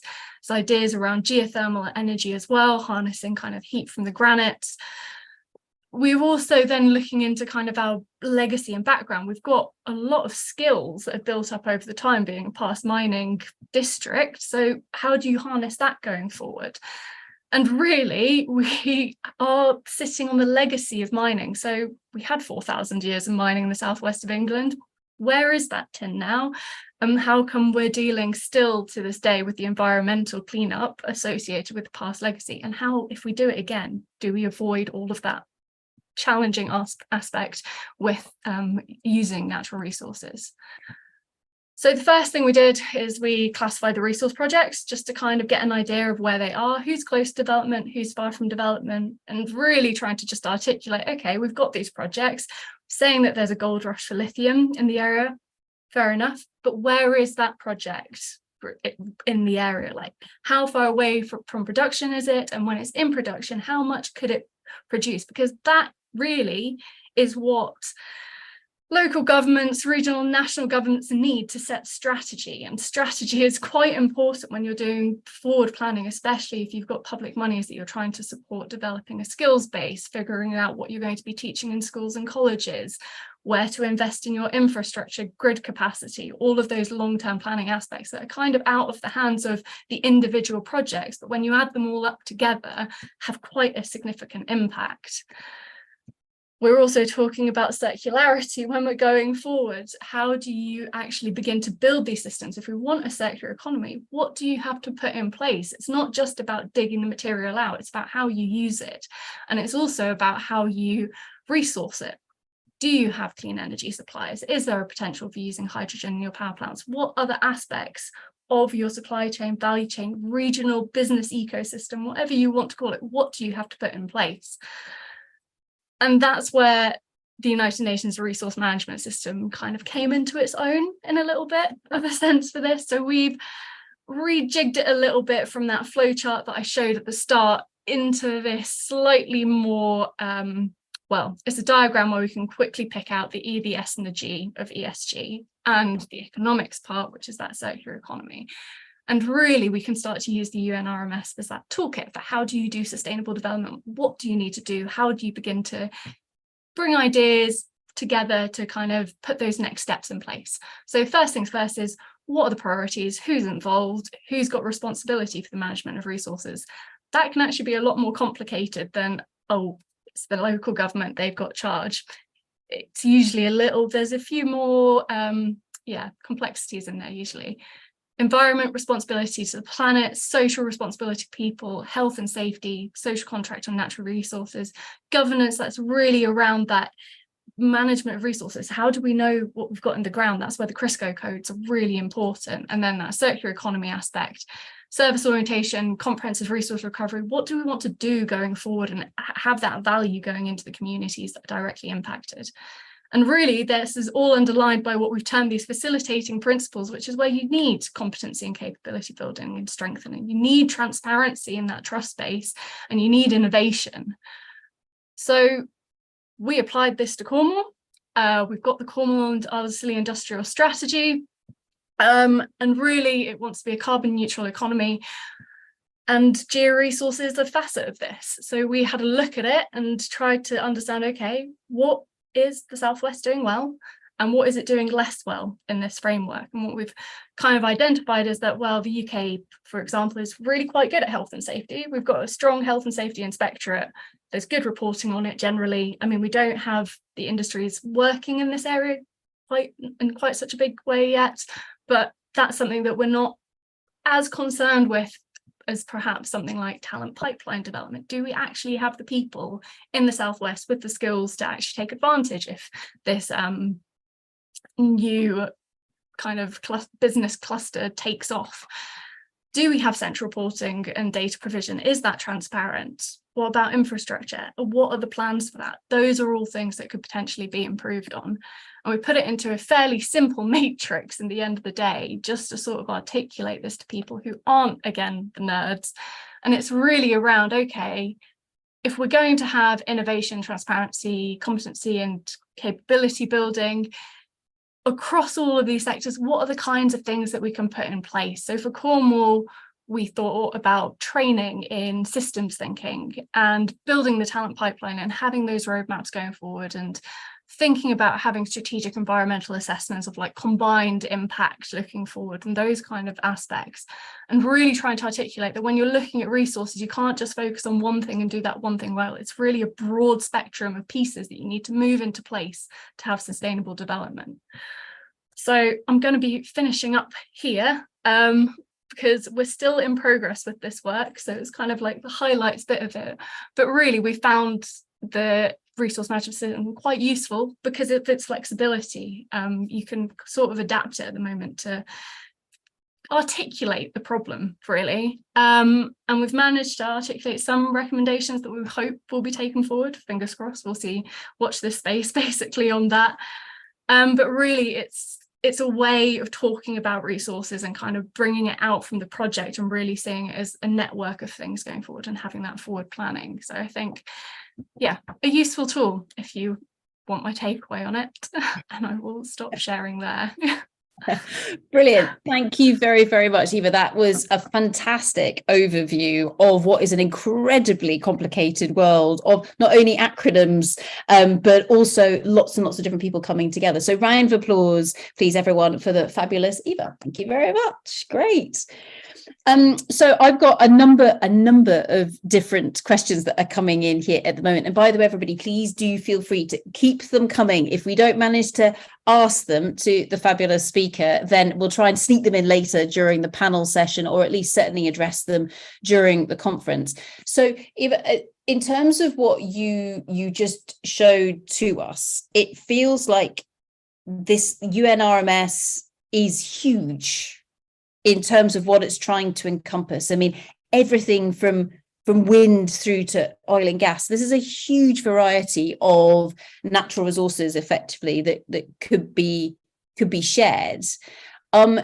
Is it possible to do UNRMS in little bits rather than all together, or really does the beauty of it only fall into place when you see everything as a system? I think it depends on the stakeholder who's wanting to use it. Okay. Because it's not going to work in the same way for every nation or every area, because every area has the different resources, so you might not have some of these aspects. So it is nice and flexible. There is beauty to it if you manage to apply it on a huge level. It would be fantastic. I'm not sure how feasible that is at the moment. At the moment, I think it would just be baby steps in a way, building up some case studies, figuring out how it works for different resources to start with, and kind of adding the complexity as we go forward. I do think there's something to be said for embracing the complexity of it in a way. And as Katie said in the previous talk, there is definitely something around just having a go at something, even if you haven't defined it quite yet, because the principles are the same. The principles are pretty all-encompassing, and as long as you're kind of working towards them, well, at least you're working towards them. If you don't have them quite perfect yet, that's not necessarily a bad thing. But yeah, I think you just got to give it a go at this point. It's still early days. We're not quite, I have only applied it on the regional level. It would be great to see a variety of different case studies looking at it on different levels to see kind of where it works, where it doesn't work going forward. Also, sorry, non-answer, but no, it's great. The challenge has been set, and actually there's already a research project that has just messaged me to say that they're going to take this and then run a test through their research that they're doing. So yes, from an academic perspective, but I think that's great. Yeah. So other people sucking it and seeing. Just from this then, Eva, who's actually driving all of this? Is this like is this governments? Is this geological surveys? Is this the UN, or is this industry? So who wants it? Who's in the room? Yeah. Okay. So the history to this, which I probably should have mentioned a little bit more. So it is the United Nations Economic Commission for Europe developed the United Nations Framework Classification Scheme. Sorry, there are many long titles in this. And basically they started on that work quite a while ago. That's been going for at least 15 years, if not more, on that framework classification scheme that came out of the oil and gas industry, basically. And that was where they tried to classify resources and harmonize the classification of resources. And then it's kind of, as time has progressed, as with most resources, that E and the S kind of aspects and the governance aspects have become more and more to the fore. And so they decided, okay, with the coming in of the sustainable development goals, how do we have a system that basically allows people to talk about resources whilst going towards achieving the sustainable development goals? So it was really driven by the UN ECE's, I think it's their expert group on raw materials, which have basically been leading with this, and Harry and Charlotte there have been real drivers behind this. To date, it has mostly been driven by the geological surveys. The UNFC, that framework classification scheme, really has been in their court for a long time and seems to work really well there, especially when it comes to kind of governments and countries looking at their resource base and being able to understand what they've got on the ground in their patch, basically.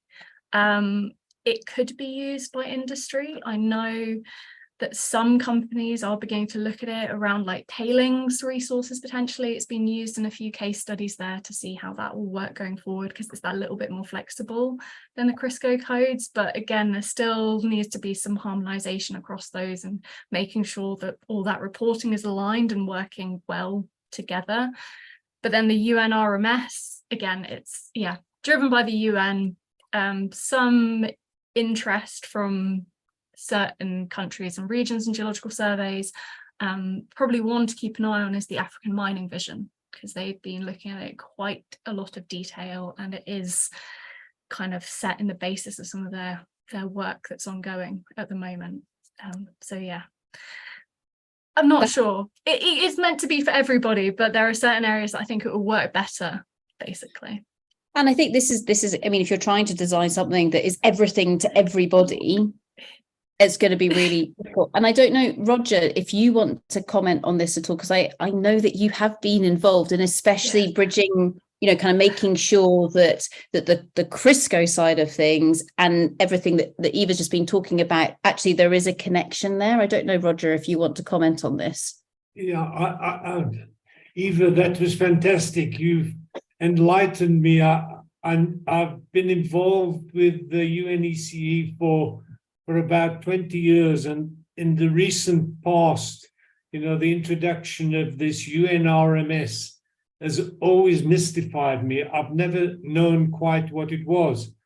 At least now, when I've listened to you, I've got some understanding of where it is. Yeah, as you say, it's got a long way to go. And the thing about it for me is that it's about all natural resources, wind, solar, not just the commodities and mineral resources. And yeah, I'm glad that somebody's doing it. Yeah.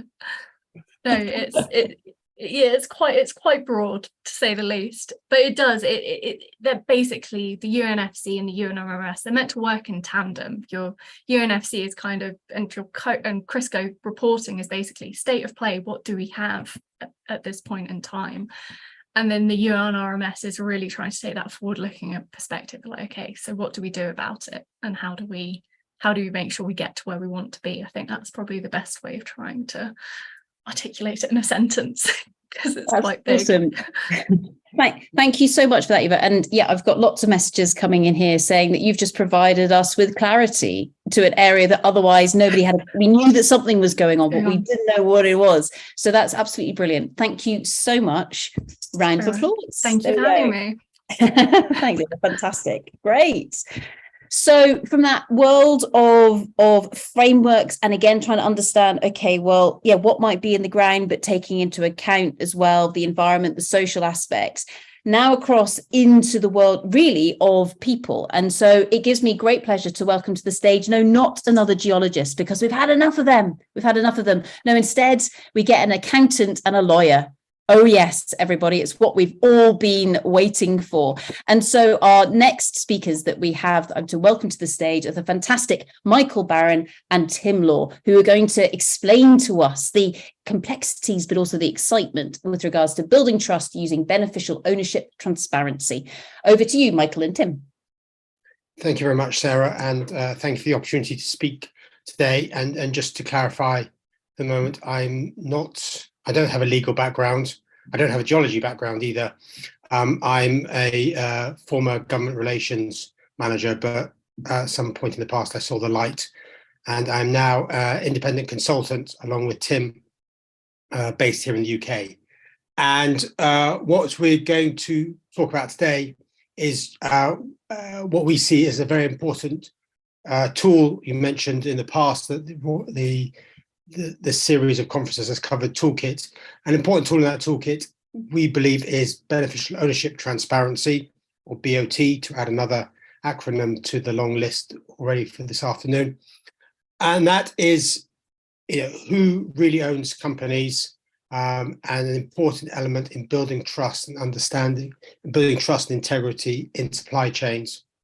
And we're going to look about how you companies can use beneficial ownership, but also go one stage beyond that, and how you can maybe be a bit more proactive and actually add value with beneficial ownership transparency. So to move on, who do you trust in your supply chain? Who do you really trust? On the screen, as you can see, a number of well-known individuals who are the ultimate beneficial owners of companies. And this is what, we're not just talking about these gentlemen or others, rather well-known profiles. We're talking about the real people who own or ultimately control companies.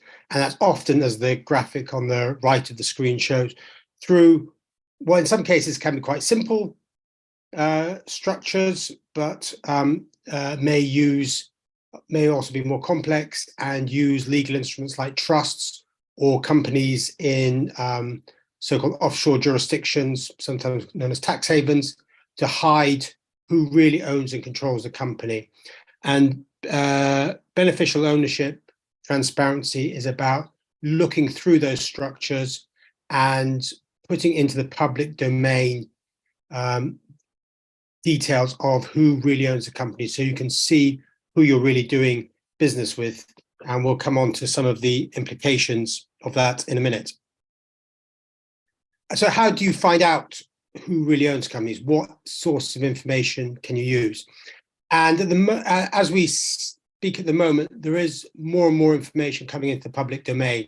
And there's a real international drive to create more transparency around beneficial ownership of companies and other legal entities and arrangements like trusts. So in some ways, the UK led the way.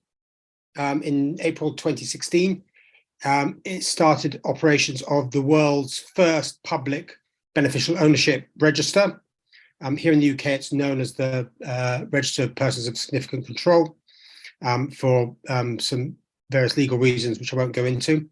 But on that register, which you can search by name of person or name of company, or the company number, registration number, if you know it, you get a certain amount of basic information on who really owns the company.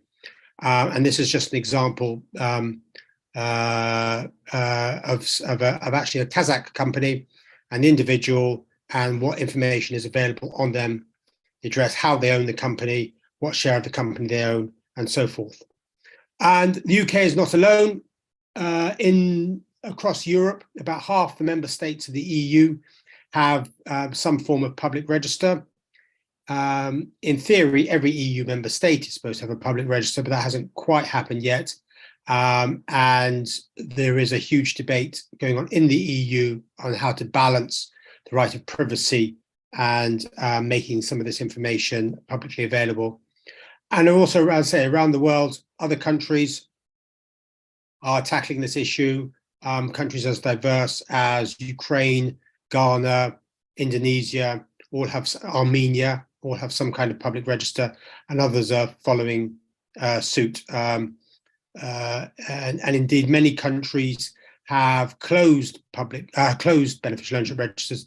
That is, they record the beneficial ownership of companies registered in their jurisdiction, but only make available to governments and law enforcement agencies.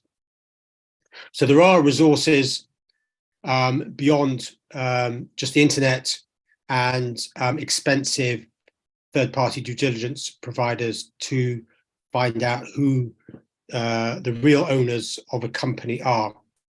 And the reason why this is, well, one of the reasons why this is important is that beneficial ownership information can be really, really useful to companies, not just in the mining sector, not just extracting, processing, or using raw materials, but across the economy. Really useful to you, either as a customer or a supplier, to understand who is in your supply chain. You may know the specific company that's supplying you gadgets, widgets, services, raw materials very well, but how well do you know their parent company?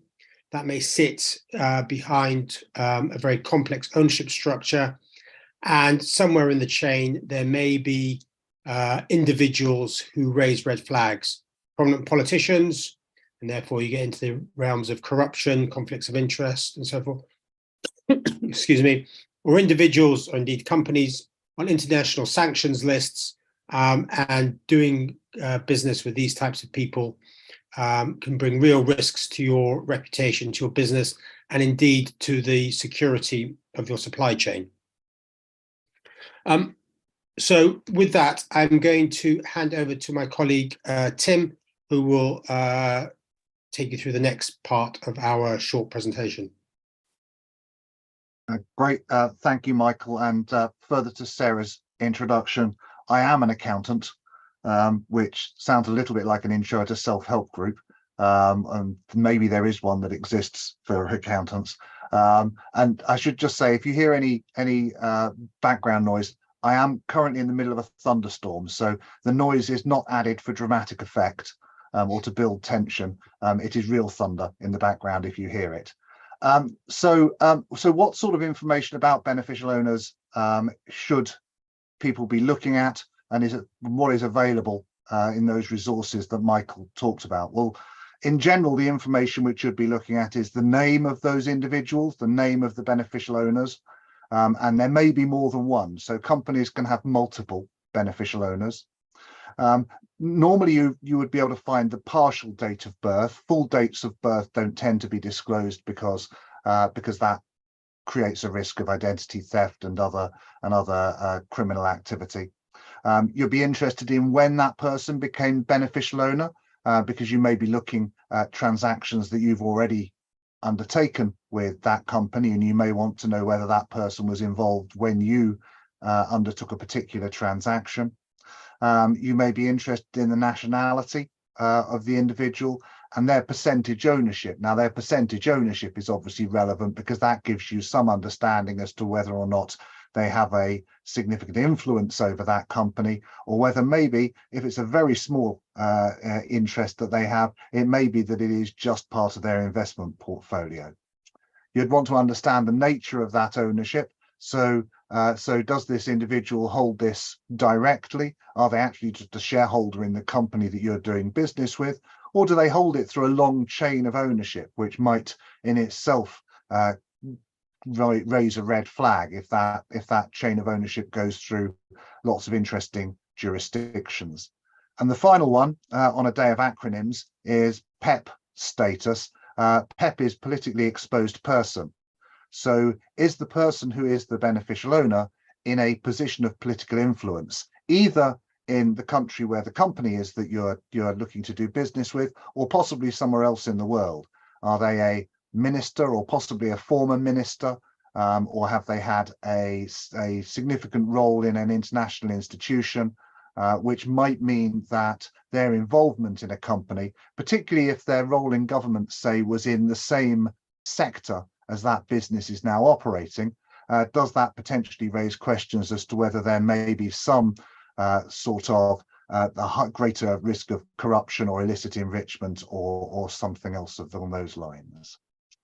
So what sort of actions can you actually take as businesses?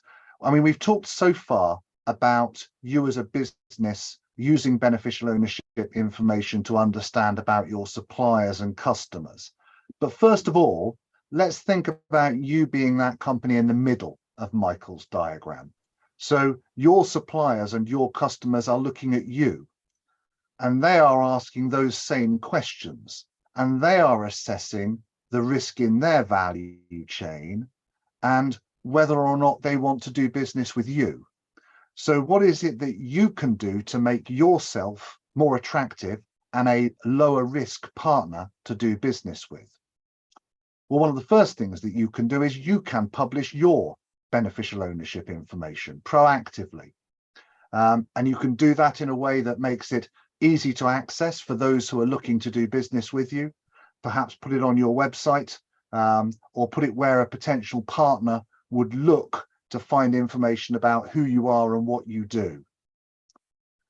You could also provide that information unsolicited when you're bidding for work or clients. So even if a tender process, and lots of tender processes now do ask for beneficial ownership information, but also lots don't. If it doesn't ask for beneficial ownership information, still provide it. So differentiate yourself as a business as being a lower risk partner to do business with, because you are proactively providing this information that shows who you are and who owns the business and controls the business, when maybe some competitors may not choose to do that. You might incorporate beneficial ownership information to your policies or relevant public statements that you make about the way that you do business, in order to demonstrate that you really are open and a responsible business to engage with. But flipping back to Michael's diagram, the other thing to be doing is to be demanding beneficial ownership information from those you do business with. So making it part of your customer and supplier due diligence processes, so that you understand who the beneficial owners are, and you can assess that as part of your risk assessment of doing business with someone. And you can then identify whether there's anything you can do to mitigate any risks that might come up as a result of that beneficial ownership information, such as understanding whether or not a potential conflict of interest actually does exist, or whether there's anything in place to mitigate that potential conflict of interest. Finally, you can advocate for public beneficial ownership registers. Given that what we've said and shown is that there is a clear business use case for beneficial ownership information, and that information is not currently readily available everywhere in the world, there is a real benefit to businesses engaging in that debate and demonstrating that they use beneficial ownership information and the value of it, because all too frequently governments perceive that businesses are opposed to this sort of transparency because it's a compliance burden and it's another thing for businesses to worry about. The more that we can demonstrate that actually businesses really find this information useful as part of managing risk and as part of understanding the challenges that there are in mineral supply chains, particularly looking forward to the challenges around critical minerals, the more we can do that, the more governments will understand that it's something that really they should be embracing and should be doing. So that concludes our presentation, and I'll hand back to Sarah. Brilliant. Thank you so much for that, Tim, and to Michael as well. Massive round of applause to both of you. Thank you so much for giving us that insight into what is meant by this thing called beneficial ownership, because I think it's something that a lot of us have heard of, but don't necessarily know what it is, nor actually, and I say this emotively, how easy it is to make sure that you do know who you're doing business with in certain parts of the world. Is that fair to say, Tim, or have I just simplified it massively? No, I mean, I think there are varying degrees of accessibility of information. So some companies, as Michael has said, some countries have registers that you can look at, some don't. Some have registers, but as a private individual, you can't access them. There are also a range of levels of quality of information that are in those registers. And that's partly because this is a fairly new topic, and countries are learning and are improving how they verify the information that's on the register. So for example, the businesses in the financial and legal sector, so the lawyers and accountants, but banks as well, they have an obligation to do this. They have an obligation to find out who the beneficial owners are of every client that they take on before they take them on, and maintain that information throughout and beyond the end of their client relationship. They do that by a bilateral conversation with the client. So if you've ever created a business or taken out a business bank account or engaged an accountant or lawyer, you've probably had these questions about who the beneficial owner is of the company. At the moment, banks, lawyers and accountants are not allowed to solely rely on something like the UK's Register of Beneficial Ownership. They have to first of all have that bilateral conversation with their clients. They can then use registers that are out there to test whether or not what they're being told seems to be correct. Are there discrepancies? Is there something that's on a register that raises a red flag? Now, that doesn't mean that as a business that's outside of that sector, those registers can't be a really valuable starting point. And what we see in the UK is there are hundreds of thousands of unique hits on the UK register every single month. And the biggest user group of that register is SMEs. SMEs doing high level due diligence to understand the market. So in that sense, yes, you're right, Sarah. There are opportunities around the world in some jurisdictions to do just that. There are other places where you need to kind of do the legwork yourself. Brilliant. Thank you very, very much for that, Tim. I am keeping half an eye on the time. And so I'm going to say thank you very, very much to both of you. Absolutely fantastic. As always, massive round of applause. Brilliant. Thank you very much. So now what we're going to do is we're going to go from the UK, we're going to hop across to the Atlantic, and we're going to go to North America. And in fact, we're going to two gentlemen who are sitting in the same room. So if you look at Paul and George very carefully, you will see the same plant sitting behind them. So you can work out who's sitting on the left and who is sitting on the right. This is brilliant. So you could spend the next 10 minutes doing that if you wanted, the two of you, Paul and George. Or I think if you want to take it away in terms of taking some of what we've already been hearing about and say, you know what, does any of this actually work when it comes down to the ground, where we say, let's do proper consultation with different stakeholders and say, okay, what does it take to build trust with regards to those different parties? So everybody, please put your hands together for the wonderful Paul and George. Thank you very much. Wonderful. Thank you. Yeah, it's fascinating. Oh, Thank you. I'm getting a little bit of background feedback. Okay. Did you hear that?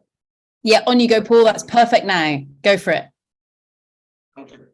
So, thanks for inviting us. I do have to say that this kind of came about when you challenged me, Sarah. I mentioned something, we were talking, and you mentioned trust. And I said, well, you can't really have trust unless you have respect. And you can't have respect without understanding. And that got me into a little bit of trouble, because now I'm here today trying to explain myself. So thank you for that opportunity, Sarah. So that's not an academic or philosophical comment. It's more boots on the ground. So we're going to provide an example of not from mining. It takes the pressure off the mining industry for a moment and puts it squarely on environmental remediation. There's a project in Canada we're going to talk about, and how we started at a low point in trust. We had a couple of false starts, and finally we're able to build trust to a point where the project could get underway. So the trust issue is certainly not something that's specific to mining. There are some things that are specific to mining, unique to mining, but this isn't one of them. So we'll start running through. I'm going to provide you a few slides. I'm going to share my screen. Then I'll hand it over to George for a couple of examples, and then he'll hand it back to me. So let's see if we can do this. And I get the advantage of being able to check George's screen to make sure that what you're seeing is the right thing. Okay, we're good. So I was a little cheeky with this project title. Mining Project Brings a Solution. We're not actually talking about mining project per se. But what I wanted to do was highlight that there's different perspectives. And that's what we're going to be talking about, is perspectives of a proponent versus the, say, beneficiary, the industry versus the community. Why don't they get it? And so again, I'm a little cheeky with that, but hopefully it informs you into your own projects that there are ways to resolve issues. So problem formulation is what we're going to talk about using two streams, technical and community perspectives. So this is, again, I've talked about this, the understanding and respect. We're going to use an example of an environmental cleanup in Northern Ontario, Canada, which is kind of funny because we're sitting in Ottawa, and what I'm calling Northern Ontario is almost the same latitude as us, just further west. So we're a funny bunch here in Canada. We maybe don't have the best sense of direction after all. So maybe this is a lesson for any project. So here is the site, and here's us in Ottawa. We're waving. So that's really southern Ontario, and just at the border with the United States.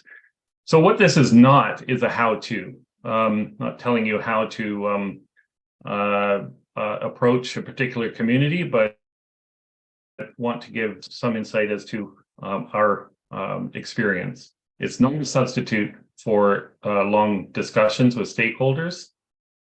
So we had a sawmill cleanup to tackle. It had operated for 120 years and coming to a point where it was cleanup time. So everybody should be on board that this is a good thing to do, right? Well, yes and no. It depends on the approach.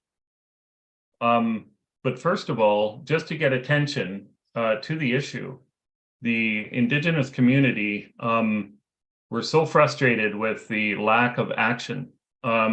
Trust was at an all-time low. They went as far as to put a toll booth on the Trans-Canada Highway. They had to do this about 15, 20 years ago. And people were very upset or supportive, and there's really virtually no middle ground. But this is a shot of that toll booth. It got the attention that it needed, and the discussion started about how to approach the cleanup.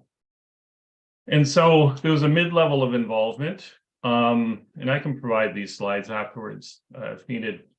So the community was given some money to actually try to deal with, hire some consultants and assess the problem. And so that was okay for a while, but they ran into real issues of criticism from really from other stakeholders, particularly the government.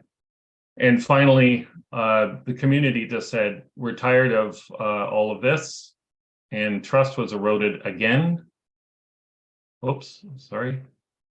And they just sat back and said, okay, we're not going to do anymore. We're going to sit back and have you do it, and we will criticize you. And that's when George and I entered the scene as their peer reviewers, expert peer reviewers. So there's a very low level of trust in the beginning.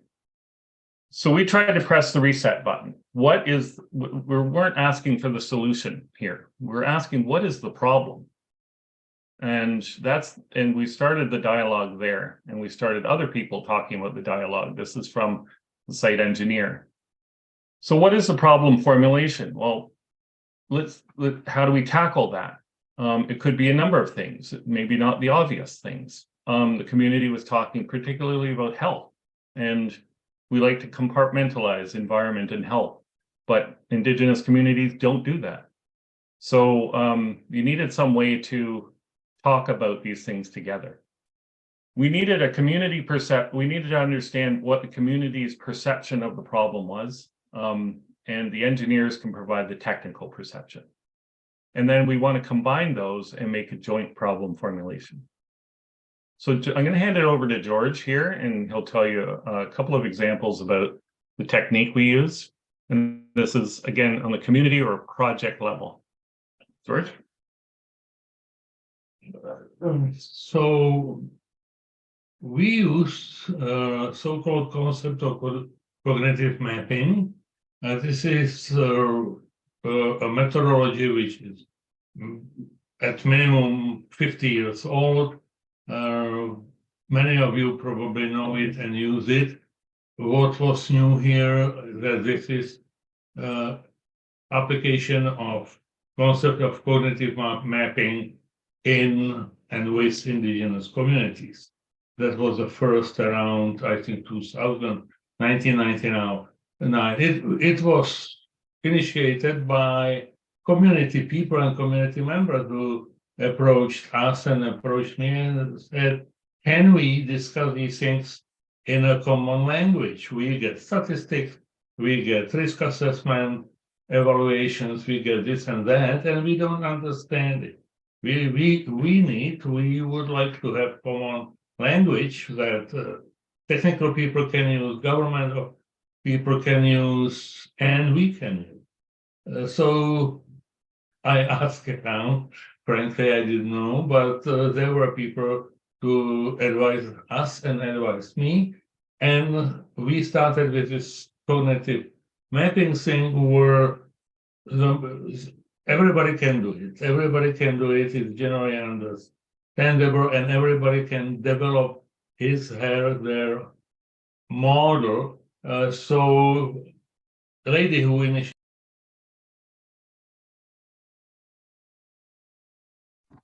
she was advanced now, she's retired, but sorry about that. She was a director of health. Yeah.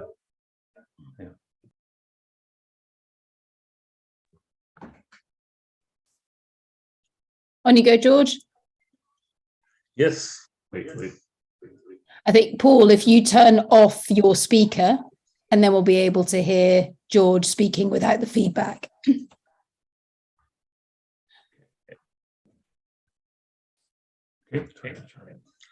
Okay. Thank you for the patience. No, still feedback. Okay, right now. Yeah, thank you again.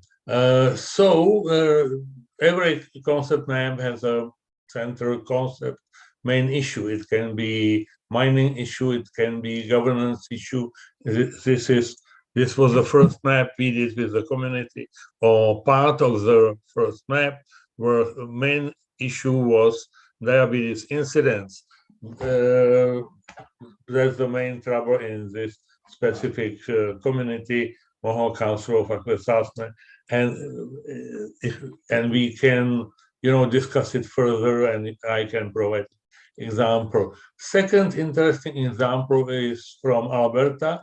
This was Swan Hills incinerator, and how accepted by the community, how seen by scientific and engineering communities, say, and by indigenous communities. And this picture is important because we ended up with this approximately: what was done, what was measured, what community needed that, what was not measured, community needed, wanted, but wasn't done, and so on. So basically, we did this after the fact. This type of picture should have been done before the project was started, and if so, lots of trouble could be prevented. So that's basically. Back to you. Yeah, back to me. Okay, thanks, George.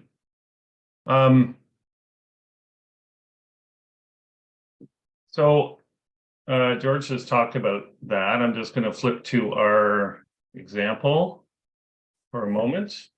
So the project for us is to clean the land and water for safe reuse. And that meant something to the technical people, meant something else for the community. We did a bunch of mapping over a week, and we got a few groups together, 5 groups, and we tried to figure out what they thought the problem was. And we connected all the dots here, and we were looking for the nodes, what more than one person kind of identified as the issue.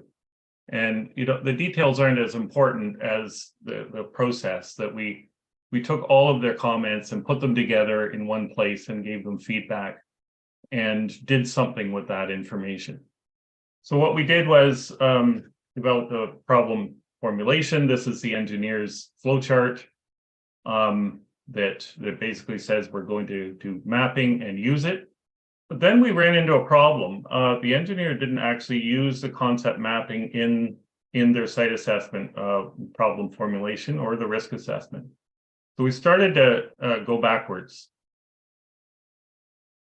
And we ran into some other issues. The engineer didn't want to use the concept mapping or the community results, didn't know how to, and produced reports in some places, one place in particular, that weren't scientifically sound. They were commenting on contaminants that the community, they're saying that the community generated, but those were the same contaminants. They hadn't actually studied this area before. So we ran into problems. Trust was eroding, and we were getting further away from where we wanted to be. The only way that we were able to bring trust back into this was deal with those key issues that the community felt were important: health, in this case, a scrapyard, and physical hazards in the water. And this took some creativity because this was outside the bounds of the project. We couldn't, we didn't want scope creep, and yet we needed to deal with these things, so we found ways to do it. So last couple slides, the status right now. Before COVID, we dealt with remedial targets. During the last couple of years, site assessment, health issues are now being monitored. Remedial approach was determined, and presently, right now, we're excavating. They're in remediation and excavating worst case soil. The community is participating, and another part of the remediation is happening next year. So lessons learned: that trust can be built by making efforts to understand. It was not just this technique, but certainly sitting down and talking with people, different groups of people, feeding that back to the community, getting their feedback, making sure we got it right. That whole process, not just us sitting down and asking questions, but then using that, respecting other ways of knowing, respecting that there's other ways, perspectives, and doing something with that information, building it into your planning. And that's really it. What we found that you can deal with matters that are beyond the project scale, health matters, even land claims, truth and reconciliation inquiries, as long as you can't handle all of that in a project by any means, but you can have the dialogue and you can do what you can towards it. And that builds trust. Fantastic. Thank you so much, Paul and George. That's awesome. That's absolutely fantastic. Round of applause, everybody, for the fantastic Paul and George. Excellent. And well done for sorting out the microphone feedback problems during that session. But that was absolutely great. So firstly, George, you have got a fan here on the chat. So Laura in the chat is asking for as many references as you can give her with regards to the cognitive mapping process. And I think it's really interesting because from a risk management perspective, which is where I come from, very similar techniques that we use between all of this, which is absolutely great. It's fantastic seeing all of them coming together.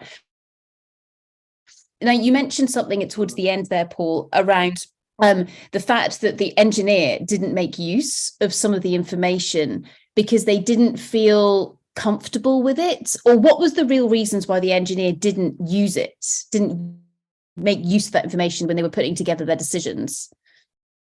Yeah, it's as part of their scope of work, that they defined a risk assessment a certain way and were very tight on those boundaries, didn't want to say anything that would upset their client and increase the scope of work in some haphazard manner. It was a matter of not being familiar, and so they were reticent. They were actively more than reticent. They actually told us in a meeting one time that after they did their own cognitive map, after we did it with them, they said they were never going to look at it again.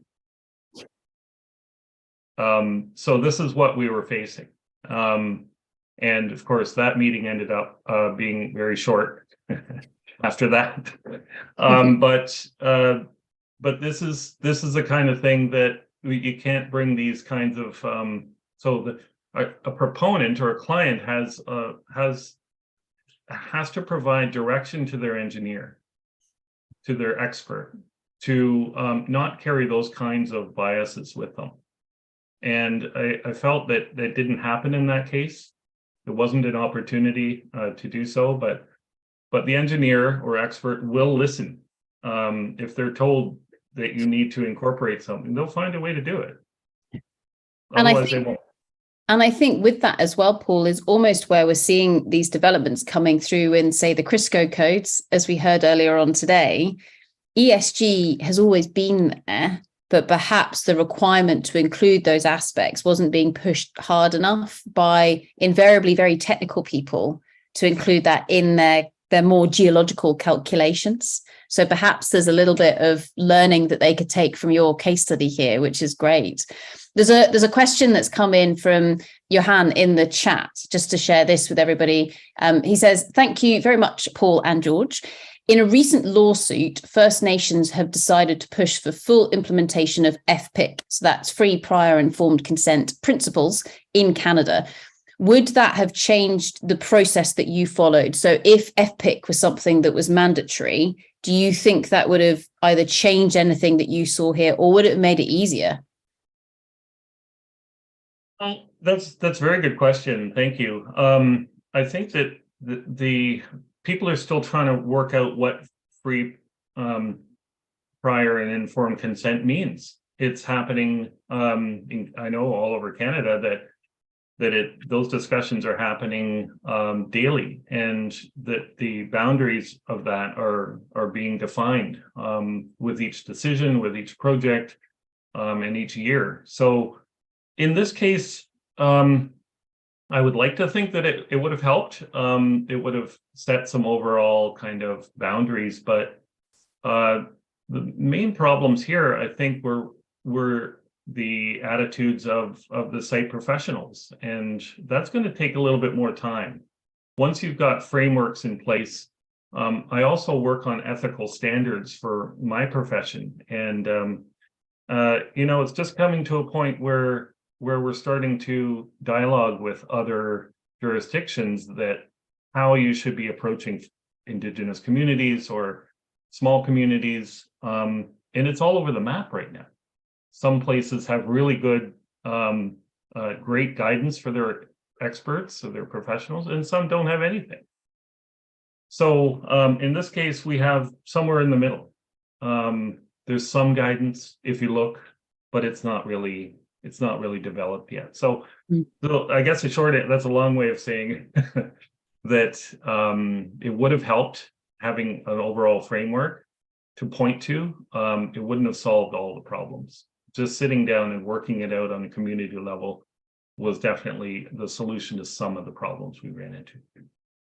We will send references to you, to Laura, right? Whoever else, the gentleman from Chad, right? Will you send us their emails? Probably Paul has them, and we'll do it. Absolutely, George. So we will, if you can send the references through to Rose and myself, and then we will make sure that they are distributed, and actually we'll put them in with your talk within the recording as well, so then people can get access to them. So absolutely fantastic. I think that was a truly brilliant presentation, and thank you for bringing in the geeky bit of the network, but then all the way through into the very human bit of someone actually going, I don't know how to use this information. I think it's really interesting. So round of applause, please, everybody, for Paul and George. Excellent. Fantastic. Thank you. And that then takes us into the final talk of today's session. So you heard Paul begin to talk about, so we're talking about Indigenous communities. We're beginning to say, actually, how do we make sure that these things are really practical and work when we hit the ground? And this is a really lovely segue across into the wonderful world of Katie and Dara, who are going to give us an insight into some of what they've been up to within Burkina Faso. So Katie, over to yourself first. Thank you very much. Great, thank you. So I'm going to share my screen, and then Sarah, if you can give me a thumbs up if it's okay. Perfect. The hard part about going last is you've heard all of the other presentations, and so now my wheels are turning about so many different things, but I'll try to get back into our specific presentation and be somewhat concise. So yes, my name is Katie Séguin. I'm the Policy and Research Director at Impact, and I'm joined today by my colleague Dara, who is in Ouagadougou in Burkina Faso, and has been leading our work there in Burkina. So I'll be making the presentation, and Dara will chime in as well at different points, and also help me to answer any questions that he is much better placed at answering. So today we're going to talk a little bit about our work in Burkina Faso. I'll just do a quick introduction of our organization for those who aren't familiar with it. We're a nonprofit organization. Our mission is to transform how natural resources are managed in areas where security and human rights are at risk. So we're primarily working in a number of different countries across West, Eastern, and Southern Africa. And we work on a number of different mineral supply chains and across different thematic areas that are quite challenging. And so this is what has brought us to our work in Burkina Faso. And I'll describe a little bit about the artisanal and small scale gold sector in Burkina, especially for those who might not be quite as familiar with the ASM sector or within the country specifically. So most of the small scale sector in Burkina is operating informally within the country, but it's a very significant, very critical sector, especially with respect to local economies. So we have a large number of direct beneficiaries that are working directly in the sector, but also indirect beneficiaries that are working within other, sectors that support the ASM sector. So it's a very important source of livelihood. It's often poverty driven. So many of the people that have entered into artisanal and small scale gold mining in the country have done so as a result of different forms of crisis. So potentially, those who might have been internally displaced within the country due to conflict or other reasons, those facing food insecurity or in response to different natural disasters, droughts, that sort of thing. And in the areas where we're working, it's usually the most lucrative source of income, but it's rarely the only one. So oftentimes miners are also engaged in other types of income generating activities. So things like agriculture, livestock raising, that sort of thing. There is some political, instability and conflict across parts of the country, which is consistent with other neighboring countries in West Africa that have seen a deteriorating security situation, unfortunately, over the past years. And there are some increasing concerns about the presence of jihadi groups and other armed groups in different parts of the country, possibly looking to capitalize on the gold trade in particular as a source of financing. A lot of the mining is taking place in remote areas, so quite far from some of the city centers or larger towns. And this often limits the access that this sector has to a number of different services, including the finance sector. And this is something that we'll be talking about quite specifically today.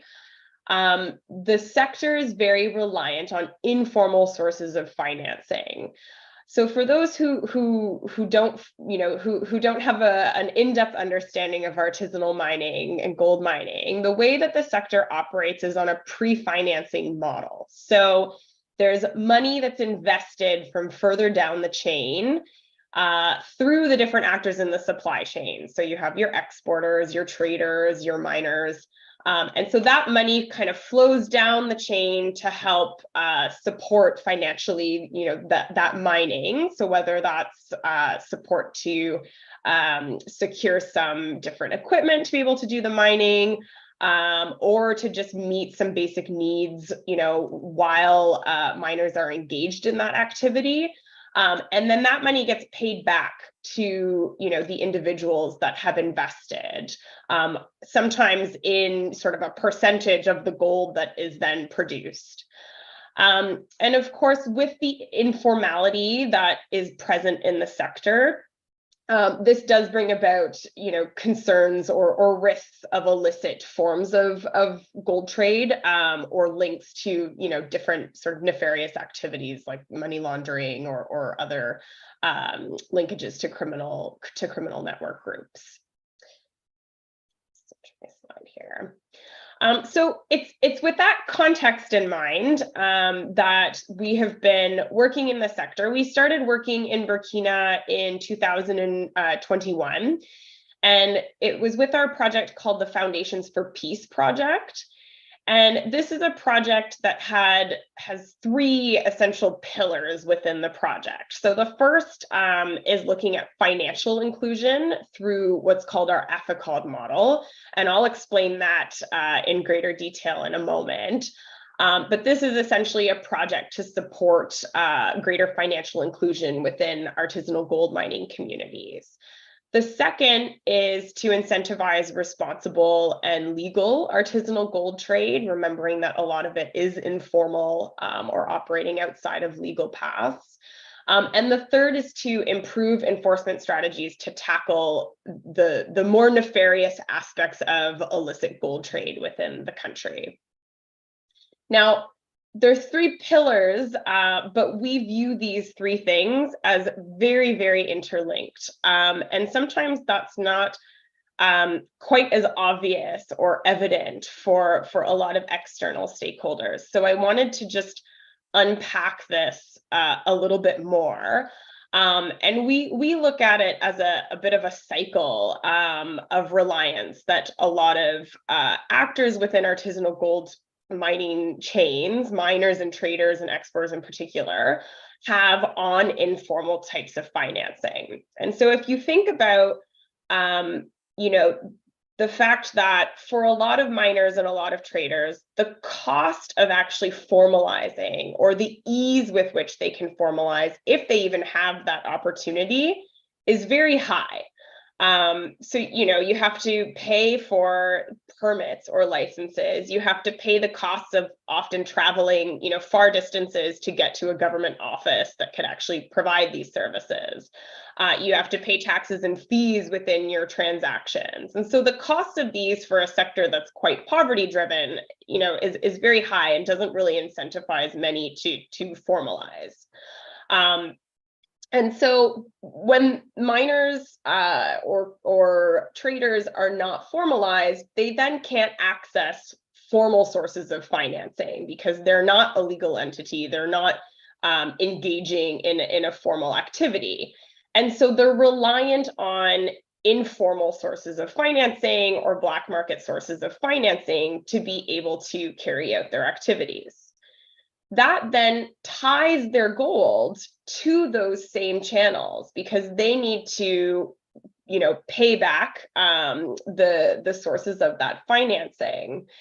And the interaction that those actors have with informal sources of financing often serves as a red flag for more mainstream buyers or possibly other sources of formal financing who are uncomfortable with the level of risk that might bring to them in terms of possible links to more nefarious actors. And so that kind of red flags those actors from being able to access those formal sources, which then, of course, reinforces that same reliance on the informal financing.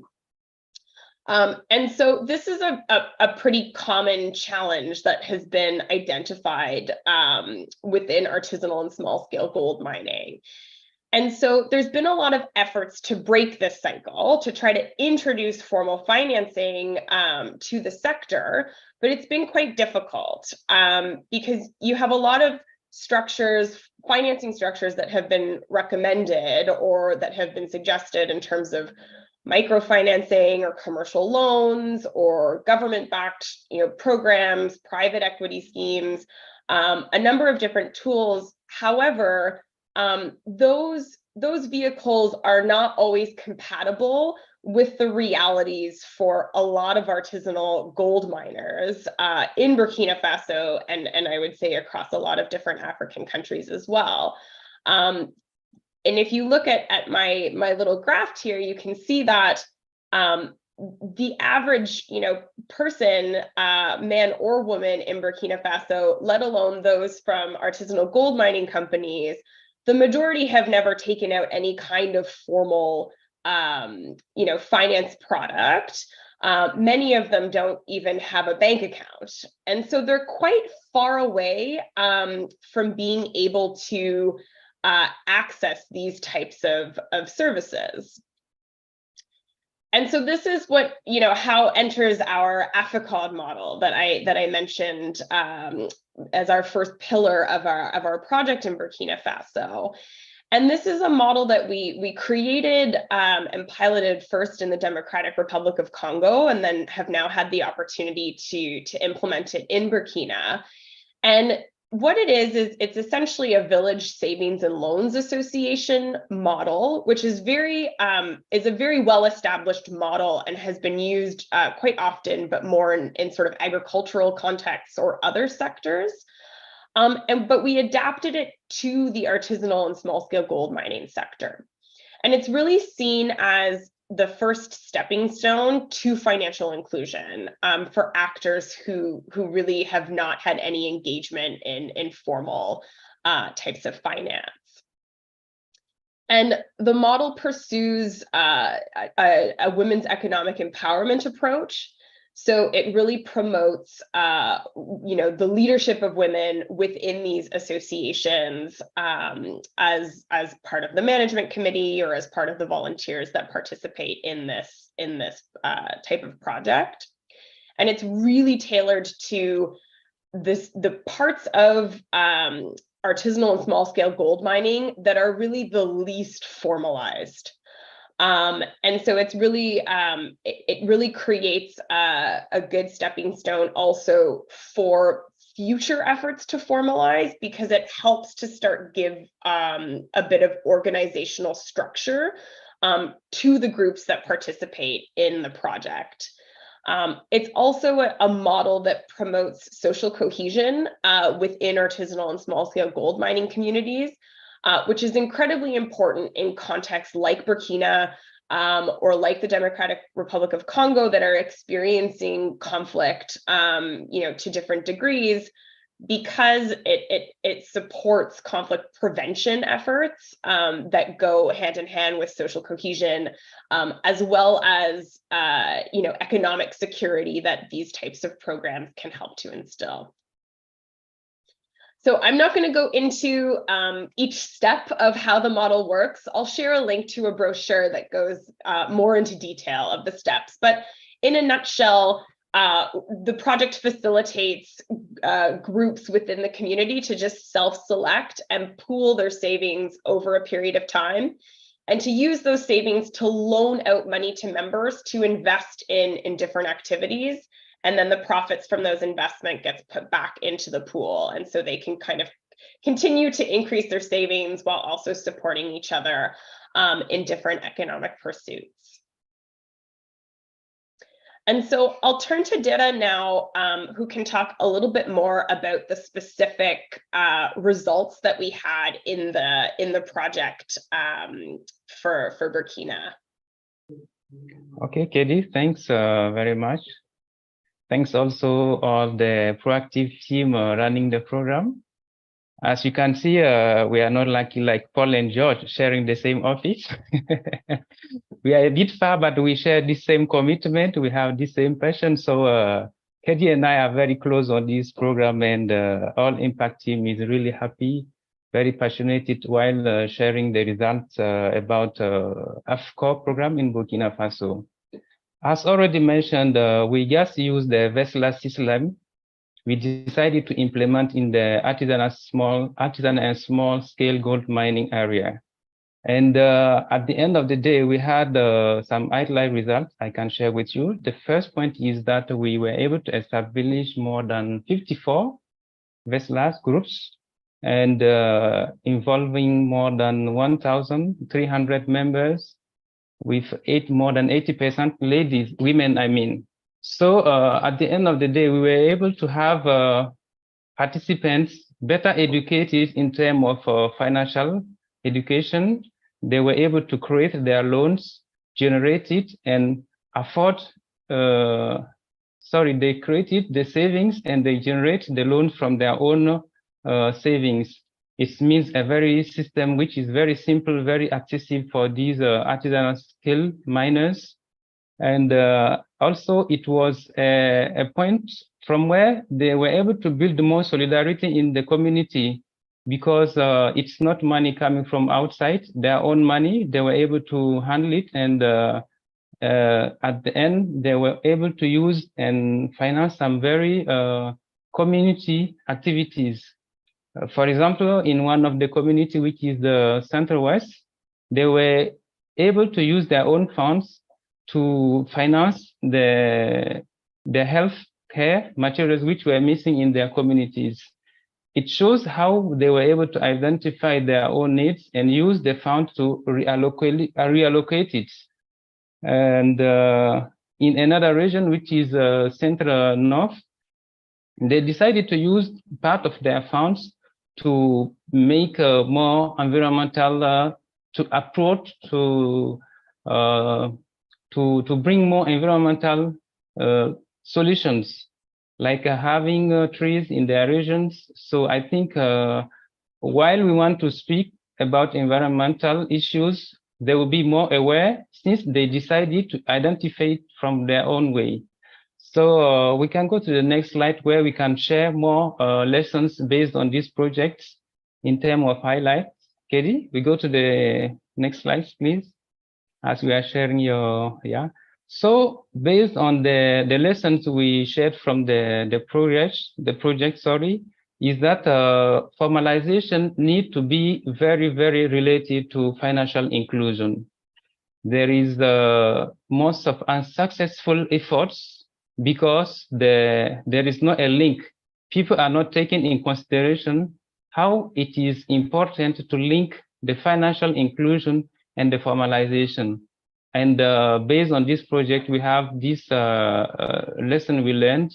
There is no option to find a definitive solution for formalization unless we include the financial inclusion, because those providing the funds are on better position to also influence the regulations. And unfortunately, up to now, those having these formal finances are out of the system for many reasons. But for me, it sounds like a kind of garden where we don't want to provide water, but we want to decide on the quality of the tree, the quality of the flowers. So financial inclusion is very, very important to be taken in the process of formalization. A second point we can also keep in mind is the degree of formalization requires corresponding financial interventions. Because sometimes when we speak about financial inclusion, people take it holistically, but we have different steps in the process.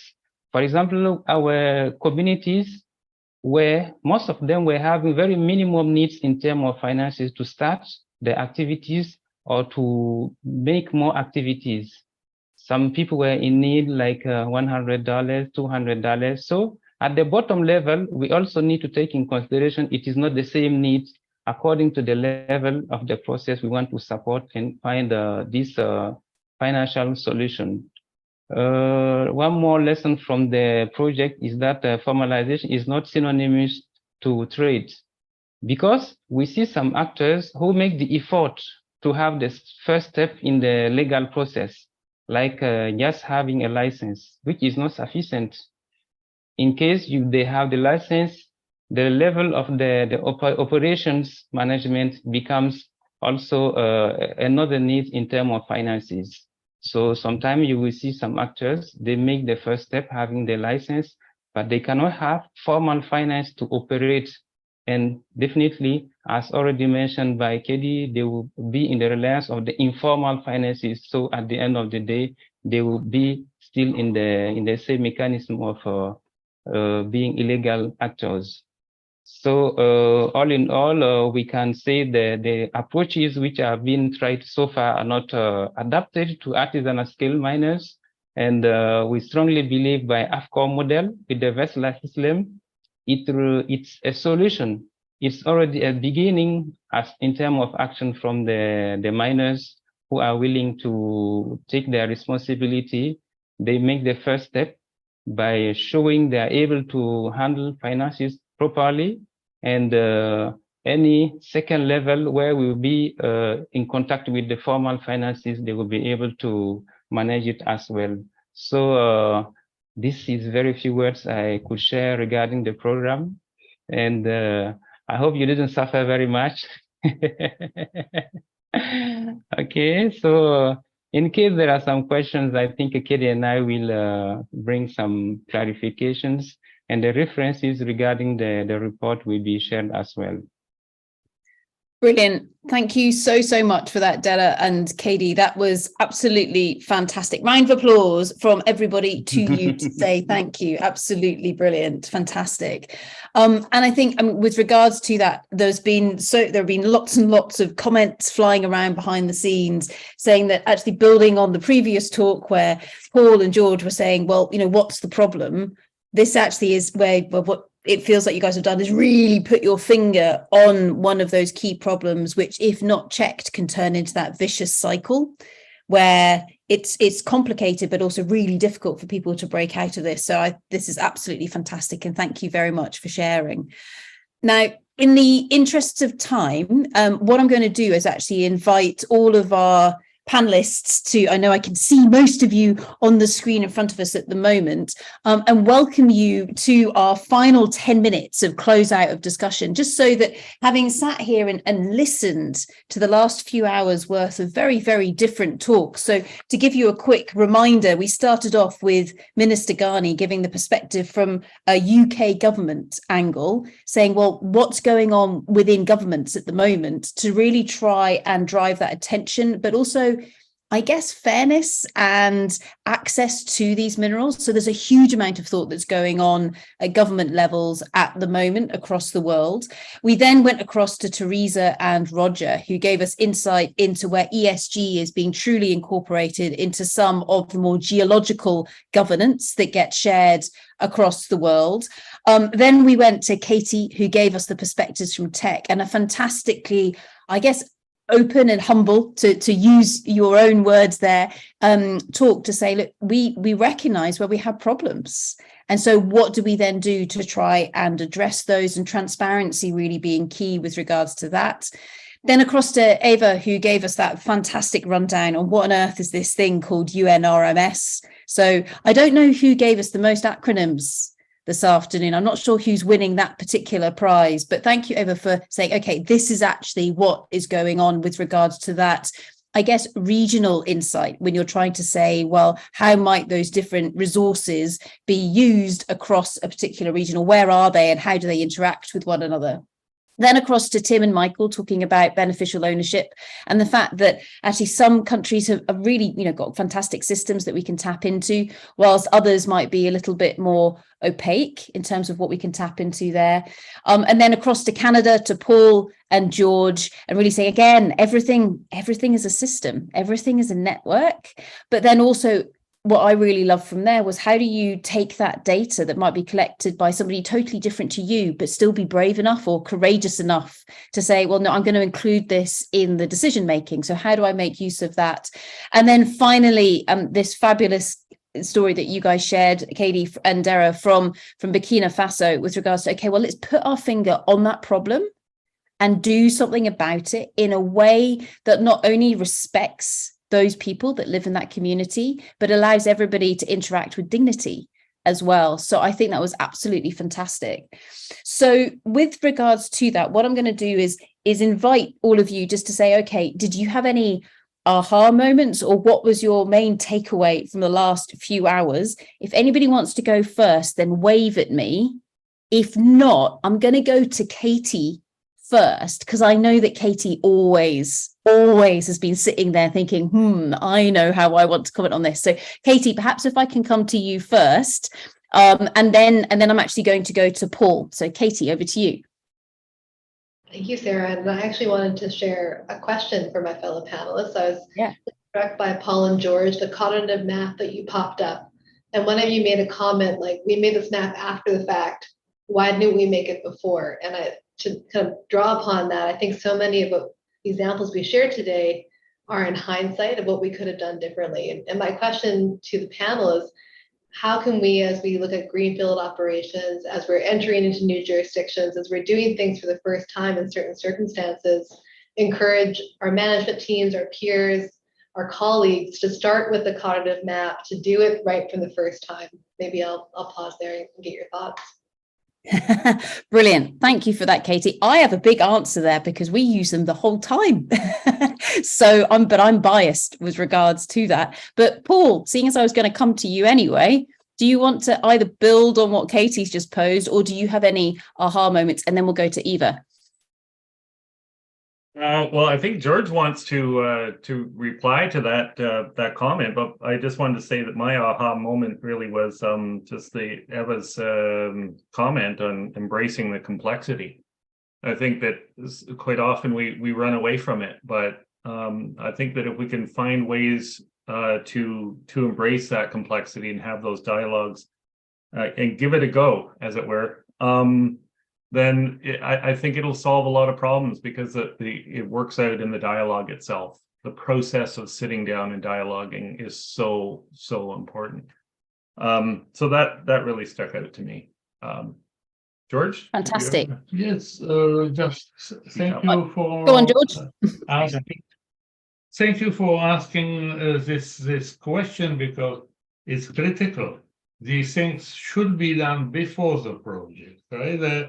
To do them before the project, it's not our major enterprise. It's simply improving consultations, filling gaps, involving the community.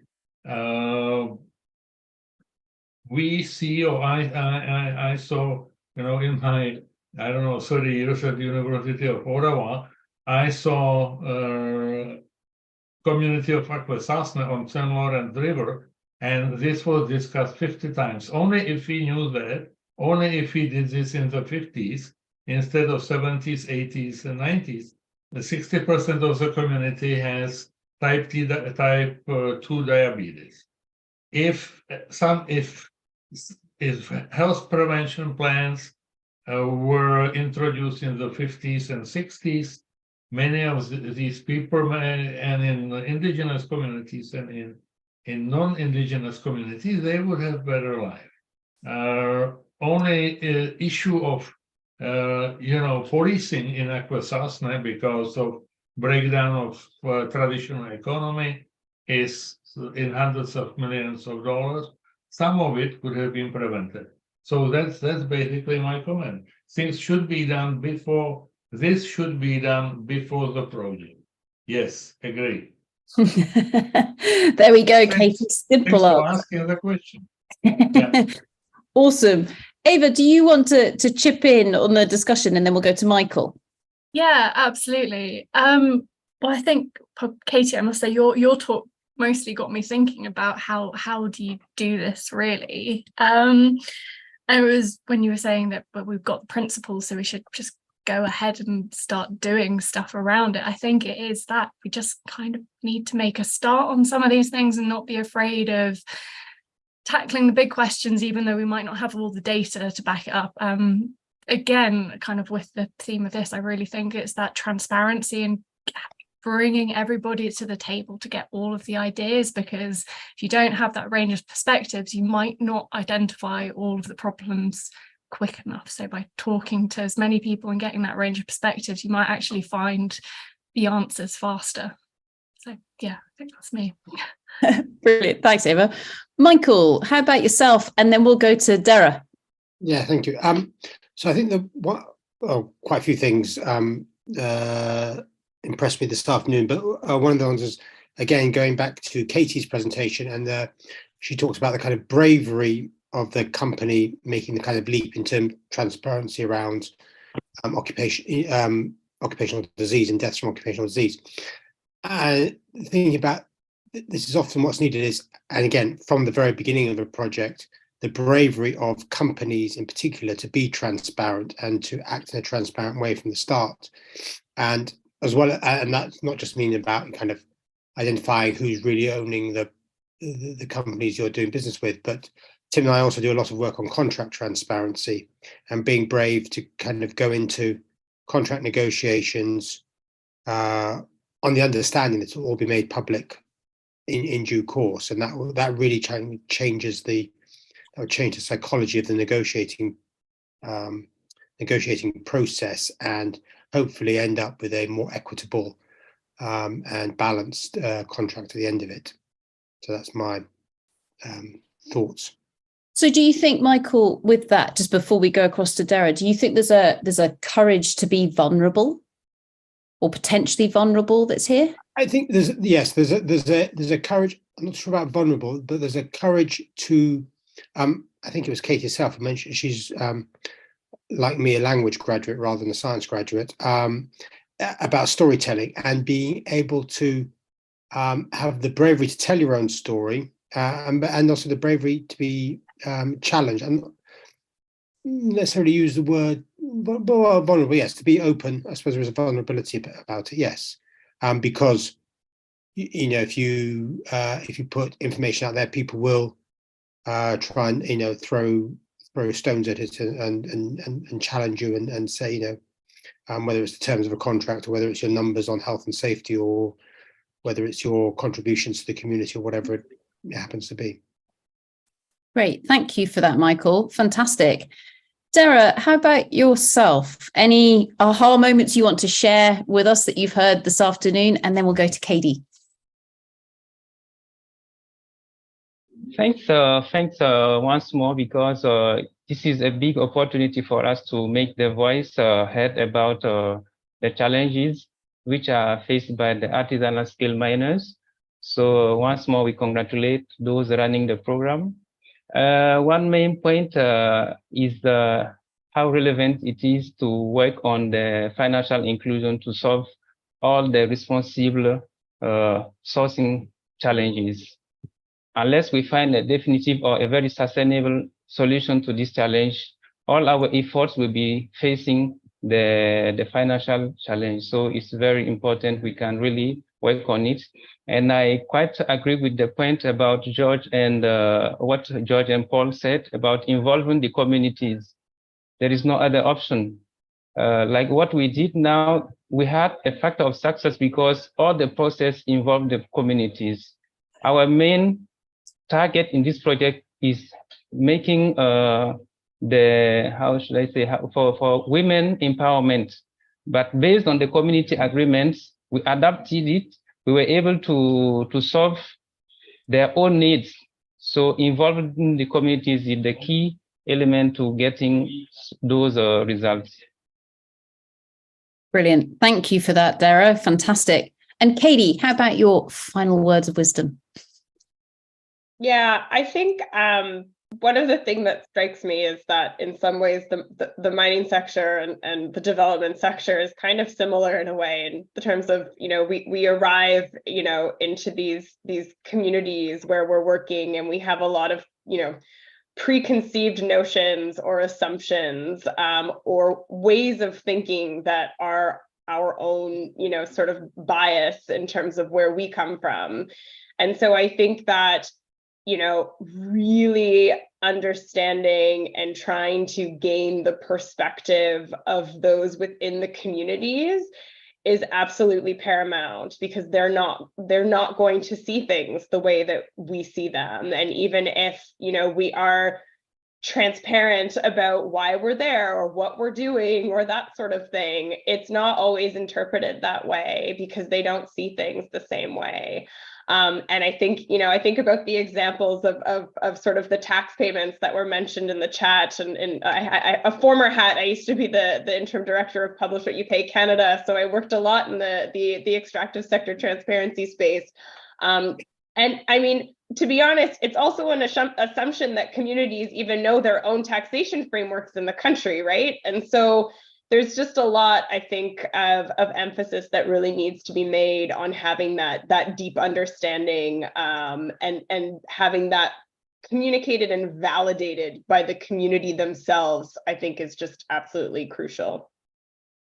I totally agree, Katie. Absolutely. And I was going to attempt to read out like 3 words to summarize this afternoon, but that's not possible given the number of words that I have written down on my piece of paper. But suffice to say, we have hit 6 o'clock UK time here, which signals the end of our first session for this year's Responsible Raw Material Conference. We will be back again tomorrow morning. We're kicking off at 8 a.m. UK time sharp with a whole variety of different talks. So please feel free to come and join us then. I'm going to attempt to summarize this afternoon's session tomorrow morning so that we make sure there is a linkage between everything we're saying. But from the bottom of my heart, thank you very, very much to all of our speakers that we've had here today. This has been truly fascinating and a really great way to start our 2023 conference. Thank you very much. Round of applause. Brilliant.